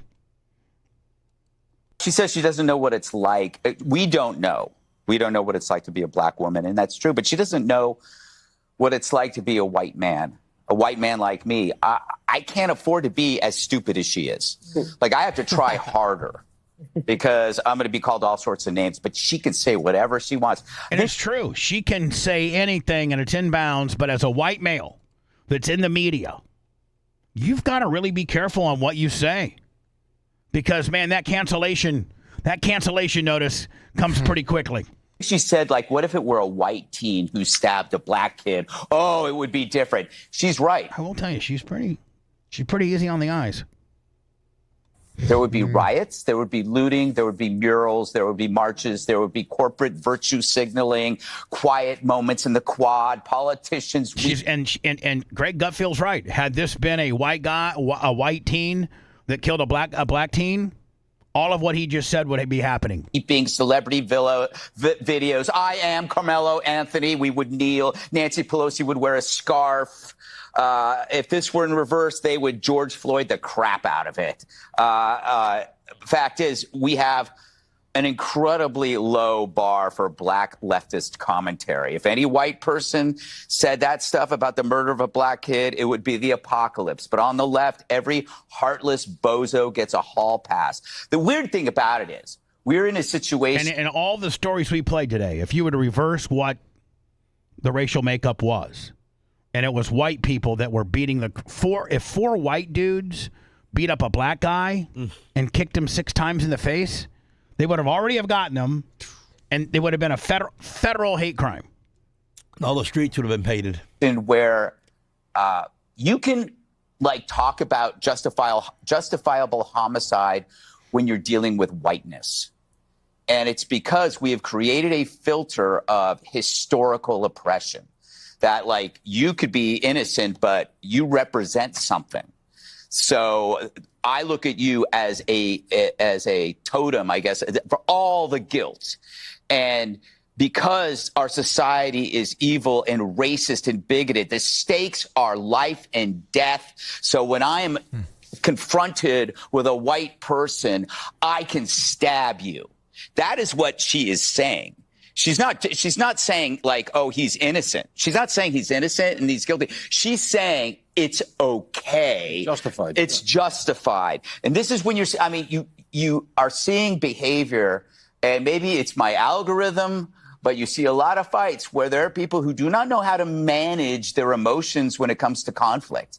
And they go right to the punch or right to the stab. He's right. Absolutely right. Now, the next thing I'm going to play doesn't come from that woman that's the spokesperson for the Black Panthers. Doesn't come from somebody that's, part of Black Lives Matter or some militant, leftist group. This comes from a congressional woman, Summer Lee, and I think she's newly elected, but she's a U.S. congressperson. This woman, African American, named Summer Lee. Maybe let me. You can find out what Pennsylvania, from Pennsylvania. I'm assuming the Philadelphia, maybe Pittsburgh area. I don't know. And she is a newly elected congressperson, and this is how she feels about what we should do as a country for black people. And they should be paid reparations for slavery. And I don't know of any white person that owned slaves. I don't know of any white person that even says that they knew anybody that in their family Pittsburgh that owned slaves. Why are we fighting this battle? Why? As they are playing psychological warfare with us. They are hell-bent on... It says Pennsylvania Congresswoman District 12. Yep. Beating us down to our face and then telling us that, we're the ones who are crazy. And we got to fight back against this. So you know what? I have just not engaged in that topic of them trying to give insurrectionists some dollars. Because we got to control the things that we can control, and they want black folks to feel like they're poking, that they're knocking the wind out of us, right? That's what they need us to feel that way. Because if we feel empowered, no, we don't. We don't think about any of that nonsense. We don't. No, I don't drive my car. Gene doesn't drive to his powder coating shop. That, by the way, he employs 2 black guys. He doesn't drive to his powder coating shop thinking how he's gonna knock these 2 black guys down. In fact, he drives to his powder coating shop knowing I got one of the coolest black guys ever that runs the entire show. I stop somewhere and pick him up a snack. Power, if we feel like we have even a tiny bit of momentum. And you know what? They're not black. They're not white. No. There's a couple good workers. Dana Crest, $20. Couple good dudes, man. They got families and support their families, make a pretty damn good living. Gene pays them good. Gene doesn't think of them as a black guy or white guy. They're just good ass powder coaters. Yeah. Then they know that we have enough power to do damage, positive damage, good trouble damage, or whatever. Good trouble. That's it. Good trouble. Good trouble. But yeah, it's absurd, and that's what they do because again, they're trying to disenfranchise you. If this isn't we're trying to hold her down, and we let her in Congress. If this isn't race baiting, right? And what if it was a white person saying it?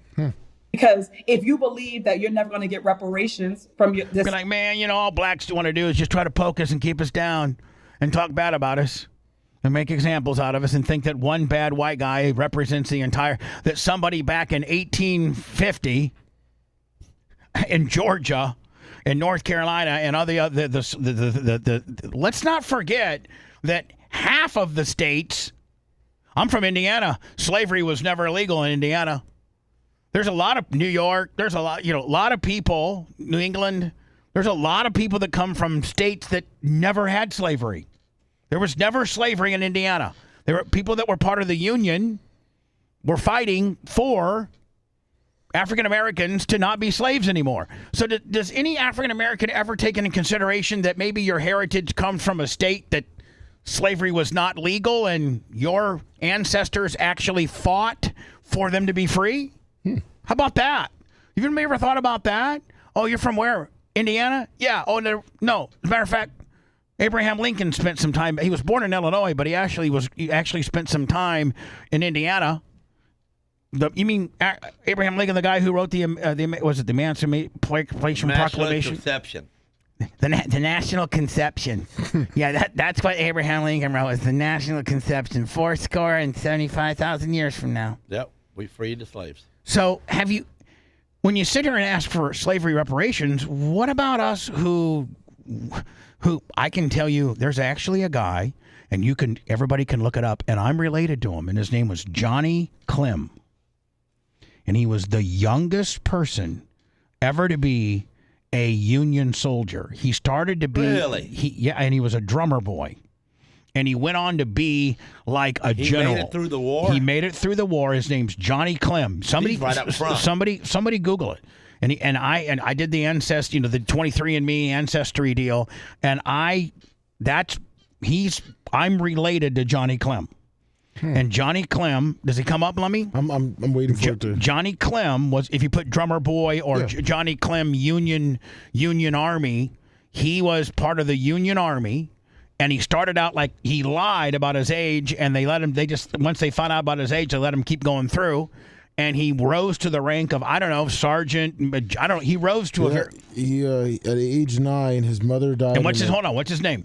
Johnny, I want you to read it. Johnny Clem, full name John Lincoln Clem, nicknamed Johnny Shiloh, the drummer boy of Chickamauga. His mother died in a train accident, and he enlisted himself as a drummer boy when President Lincoln called for volunteers. He age 9. And I think he went on and became like a general or major general. He went on. So continue to read what I like for you to, or send it to me, one of the two. Yeah, after the war, President Grant helped him get into the regular U.S. Army. He served a full career, rising to the rank of major general. So what about me? What about me? When I have proof through the DNA 23andMe ancestry test that I'm related to a direct descendant of Johnny Clem, who was a 9-year-old little boy who lost his mother in a train accident and enlisted into the Union Army as a drummer boy and fought for our country and fought for, more importantly, the Union. And the Union, what was the main mission of the Union versus it was the Union versus the Confederates, and what were they fighting about? Slavery. They were fighting about slavery. And the Union won. And they went on to, Do you feel like you won now? No, but what I'm saying is, like, as much as she wants to blamed. get slavery reparations, what about people that can prove your ancestors didn't own slaves, right, and your ancestors fought for the side of the army that was trying to free the slaves? He was actually kind of a little badass. At 12, in the Battle of Chickamauga, his unit was overrun. He carried a sawed-off musket and killed the colonel. He killed the Confederate colonel. Killed who? The Confederate colonel. Yeah, Johnny Clem. And I can bring my 23andMe test and show you where I'm related to Johnny Clem. Now, my family didn't own slaves, and in fact, my family fought for your freedom, and I can prove it. What about that? There's a percentage of people that can say that, a large percentage. System, then you tap out, and you don't just tap out of the conversation, you tap out of the system. You don't want to vote anymore. You don't participate. How about that? How about me bringing the Johnny Clem story up? Nobody knew that now, did Johnny you? Johnny Clem. I can prove that. Johnny Clem. At the age of 9, one of my ancestors. That's a bad dude. Was a drummer boy, and then when he was old enough, they got gave a picture of him. Yeah, there's a picture. Look like you? No, I don't know if he looks like me anymore, and they know that's how they don't just control Congress. That's how they can get your school boards, your board of supervisors. They want us that far out of the system. So now, we fight for reparations because it's owed us. It is owed us. So we're not going to back down. Not owed to us, but owed us. On that one way or another. I'm not shocked that my colleagues are not on it, that Democratic colleagues aren't on it. Again, there is a level of comfort in this building that sustains people. And I know that the people who don't want reparations back a lot of my colleagues, Democrat and otherwise. So no, I'm not shocked. But it is why we have to keep people on the outside encouraged. So it's not that we have to cancel out the news when they're doing shit like that.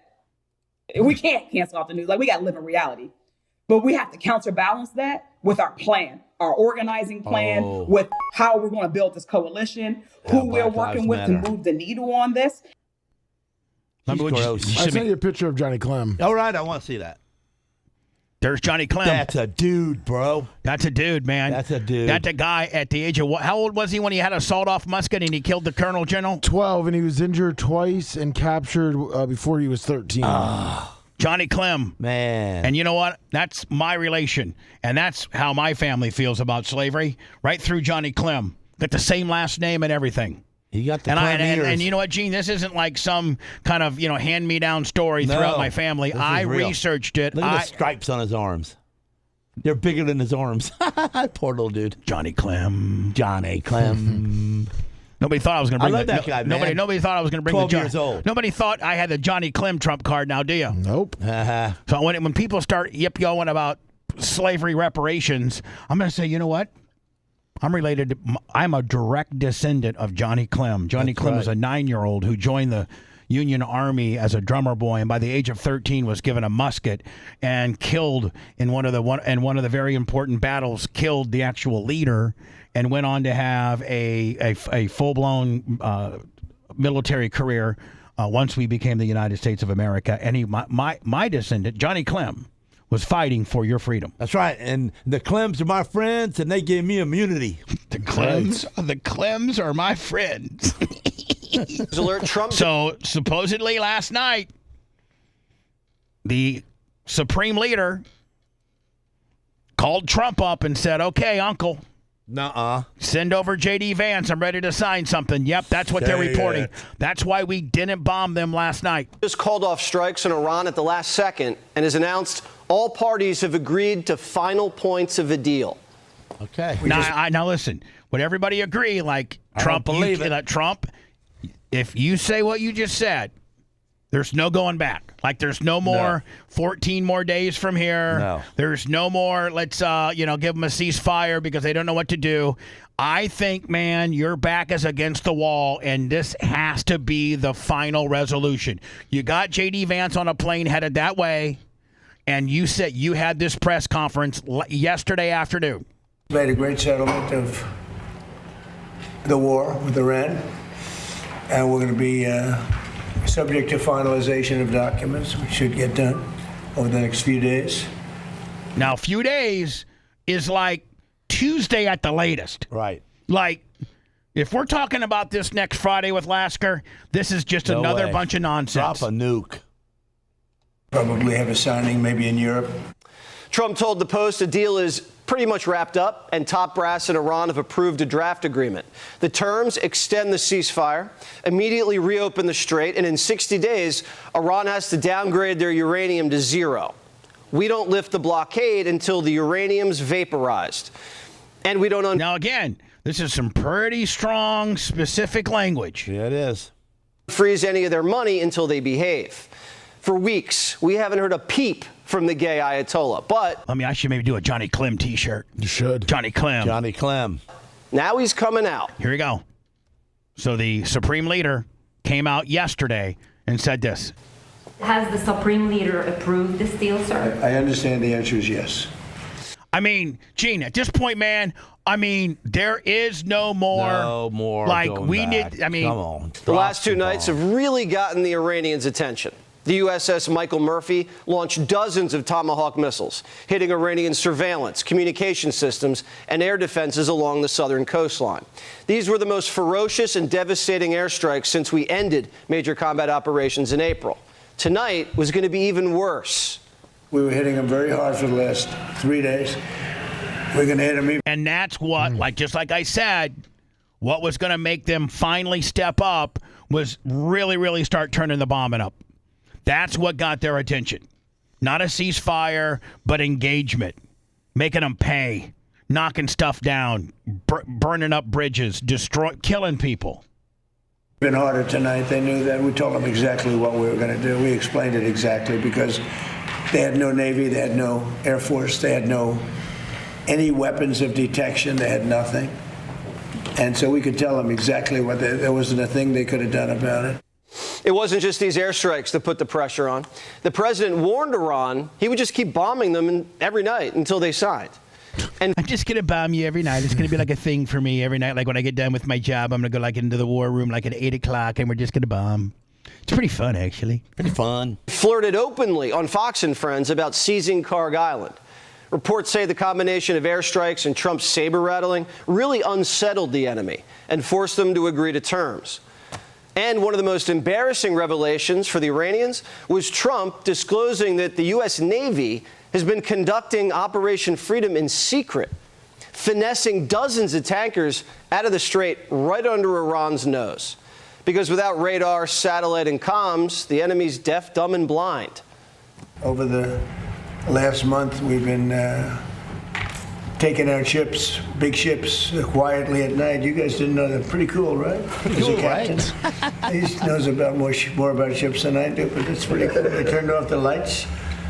We bombed their radar and everything, so they couldn't see what was going on. We took them out at night, and that with the strait will officially open as soon as we sign, which could be soon. Today, CENTCOM said the strait's open for business for everyone except the Iranians.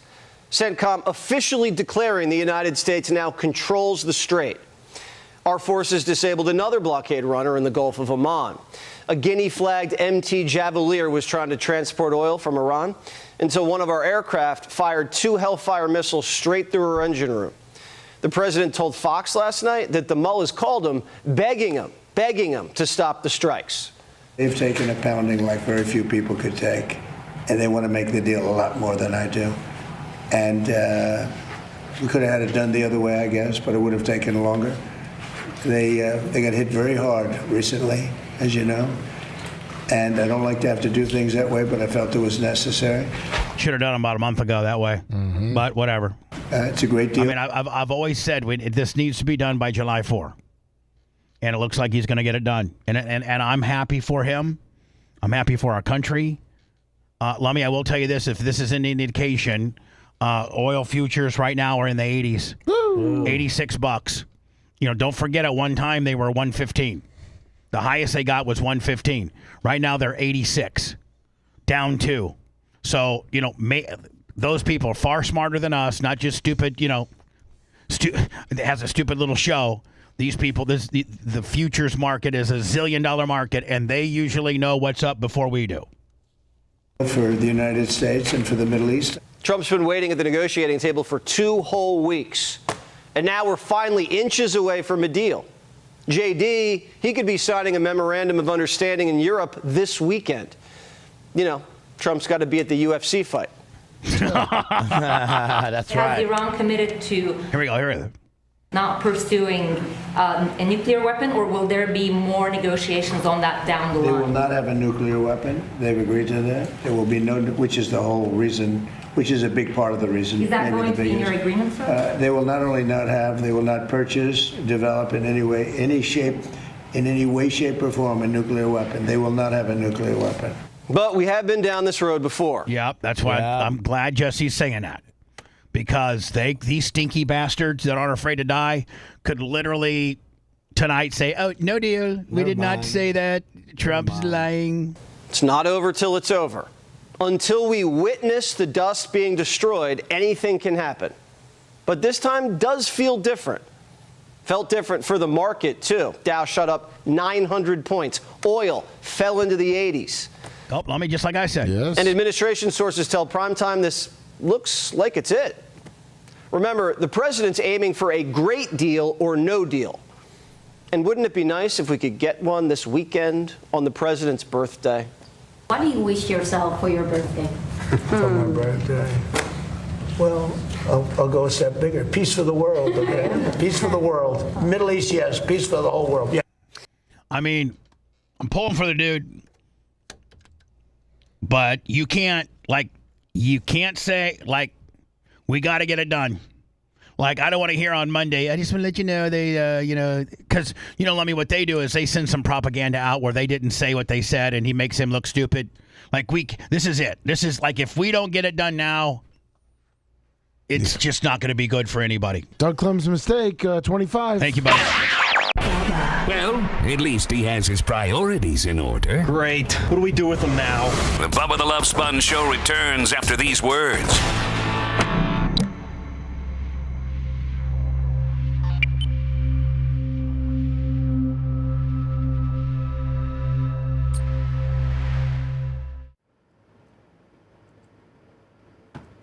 Johnny Clem, he killed the Rebs. Johnny Clem, he gets no reps.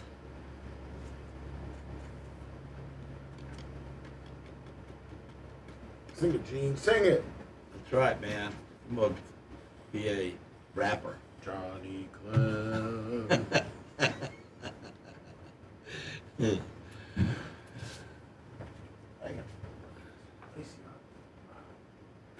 Thank you, Tease.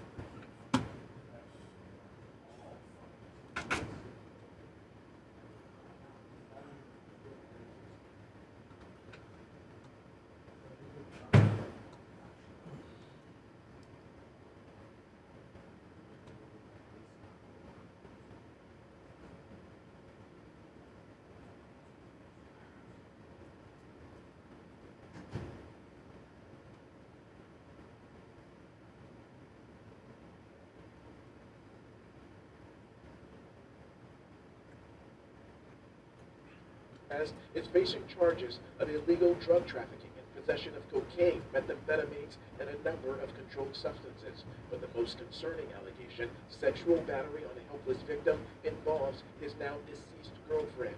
The 23-year-old victim was found back in January in this home on Northwest 125th Street and 4th Avenue with burns over 80 to 90% of her body.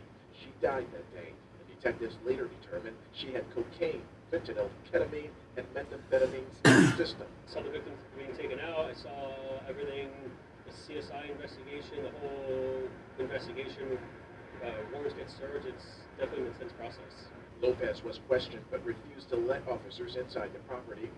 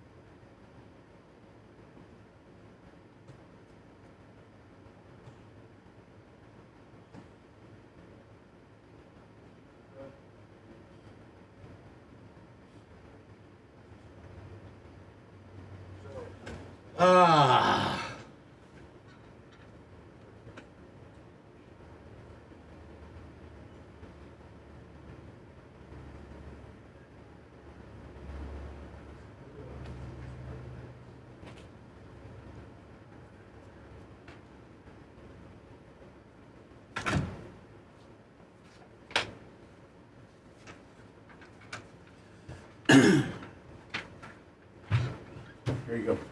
That's for the 30 for Strange Club. They added their website. You what? They updated their website. They added it to the read. Macho made that so it could be a 30. All right. I gotta, right after the show, I gotta get something out of the house. Yeah. And then I think, are they doing the... Yes, they're the film right now. The podcast stuff? Yeah. All right, so I can tape this and have it... I'll tape it today and have it ready for Mach on Monday. Perfect. I'll read it. I'm gonna give another... I'll read it. I'll give them a little another live read. Okay, great. I don't know how I do it.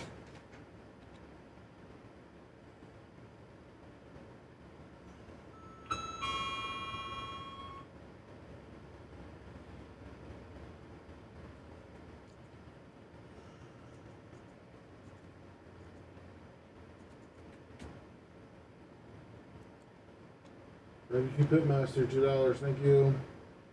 Doug claims mistake.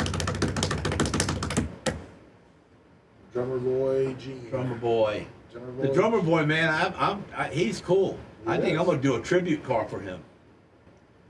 Johnny? Yeah, He's an Johnny American- Clem. He's an American patriot. He's an American patriot, is right. 12 years old, took out the dude, saved the general. I think I got a sawed off. You realize what 12 is? A kid 12. I think I had a sawed off. The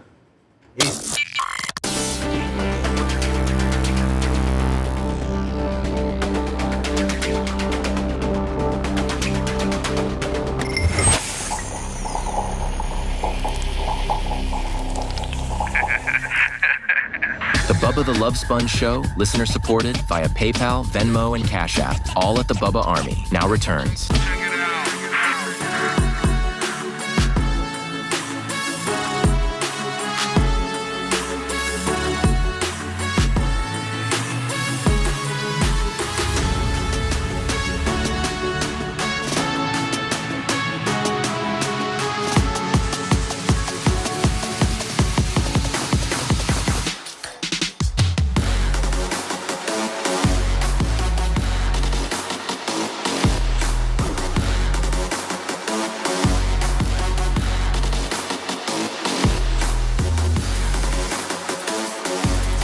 New client, Strange Clouds Vapor and Smoke Shop, one-stop destination for all the good stuff. They've got premium Nick vapes. They got delicious edibles, THC products, Cranum and Crava, or Kava, I should say. Cranum and Kava, a killer glass pipe selection, and fresh incense to set the mood at all prices. Fresh, full Cranum and Kava bars and relaxing lounges located at each one of their locations. Bay Pines, Largo, Clearwater, Palm Harbor. Mention Bubba Army, get 15% off your entire purpose. What is that, hookah? Is that what you call it? No, hookah? that's not. That's considered a hookah bar, and no, that's not a hookah. They're not a hookah bar. They're not hookah. There's But what are they doing them? Strange clouds, vapor and smoke shop. Only Gene can interrupt an endorsement. Come get lifted on good vibes. 4 locations serving the Tampa Bay area, or online at shopstrangeclouds with a Z.com. Shopstrangeclouds.com. Sounds cool. No, Gene, it's not a hookah. Well, I don't know any of not that a hookah. stuff.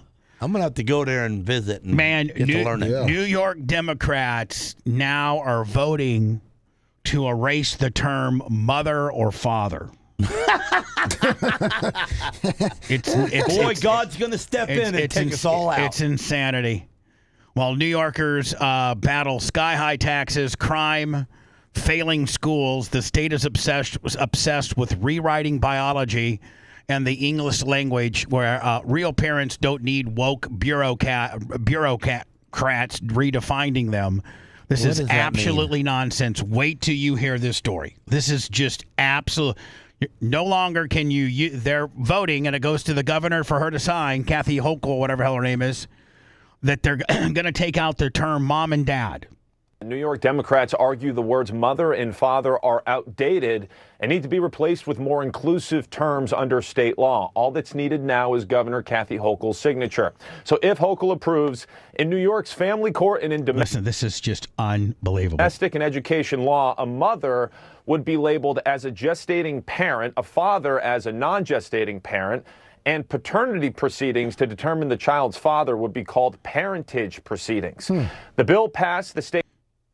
I don't understand any of that. Can you tell me what I don't know in here? New York, if you were divorcing Sarah, and she was identified as the mother of Coben, in legal terms within the judicial system of New York, she would not be Sarah the mother. She would be Sarah the gestating parent, and you wouldn't be Gene. And gestating means what? Means she gave birth to that human being. Okay. And then you wouldn't be considered his father. You would be considered the non-gestating parent. Okay. So you couldn't say, yeah, Your Honor, I'm his father. Nope. You're his non-gestating parent. I didn't spit him out, but I get to kick him. And then with paternity proceedings, like if, some woman would be like, hey, Gene Lasker got me knocked up 10 years ago, and he's my baby daddy. They would, in all those type of proceedings, it's going to be called what, Lummy? Parentage? Parentage. Yep. Like parentage. And they're just going to say, leave me out of paternity that. proceedings to determine the child's father would be called parentage proceedings. The bill passed the state Senate this week and the state assembly back in March. Governor Hochul proudly calls herself New York's first mom governor. It's unclear if she'll support this change, though. I'm not familiar with what was introduced late last night, so I'll take a look at it. I have until the end of the year to review them and make a decision, so I won't be commenting on pending legislation.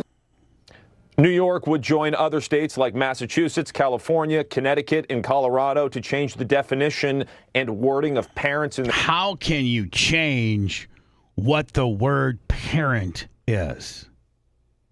Like, how much of a freak are you? Their state law. You know what? You're right, because people don't take that role seriously That's anymore. right. You can just willy-nilly it, right? Look at the states that Democrats they're doing argue it the to. bill. Look at the states. Colorado. I didn't know Colorado was so woke. Yeah. California, Colorado, New York, Massachusetts, Connecticut. Bill is necessary to accommodate surrogacy cases and same-sex couples. Now, Governor Hochul's up for re-election this year. Her main challenger, Republican Nassau County Executive Bruce Blakeman, tells Fox this morning this bill is a continuation of war declared on families by Democrats. Jackie? Nate, thank you. You got it.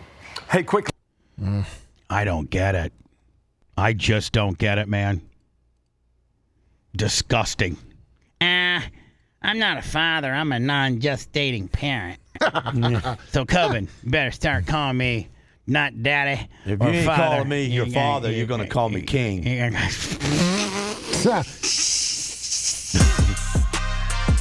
I love you, Sarah. I love you too, Sarah. I love you a lot. Appreciate all that you do. And I love Johnny Clem. Oh yeah, Johnny Clem is the man. Yeah, he is. Johnny Clem. I'm getting me a fat head of him. Johnny Carrying him around with me. Oh, I just got a text from my good friend Shannon Burke, Lummy. Oh yeah. Yes, for you Shannon Burke people. Yeah. Follow Shannon on X. He's got a big announcement. He starts a new job on Monday. So he asked me to make that announcement. So, love Shannon. Good friend. Good Best guy. of luck. He's on a flight to Boston right now. Great voice. Good luck to you, bud. Everybody have a great weekend. We'll see you on Monday. Take care. Be God bless. Thanks for letting me finish. You've been listening to the Bubba the Love Sponge Show, starring me, Bubba the Love Sponge, Co-host and show historian, Lummit. It's Brian Matroni, king of counter program. Gene Lasker, voice of the people. Glad you get to hear me. Gary Cantrell, video editor. Yeah, back here wiring up. It's Mini Macho. The BRN agent, Thomas Buttoned Up B. Co-host, Dr. Dan Diaco, Esquire, of Council. Co-host, J. Diaco, Esquire, the Spitting Cobra, of Council. Now, time for the legal disclaimer. Exactly. The Bubba the Love Sponge Show is intended solely for the enjoyment of our listening audience. Any rebroadcast, retransmission, or other use of this show without express written consent of the Bubba Radio Network is prohibited. We must dissuade him of this delusion. Until next time, always remember. I repeat hello.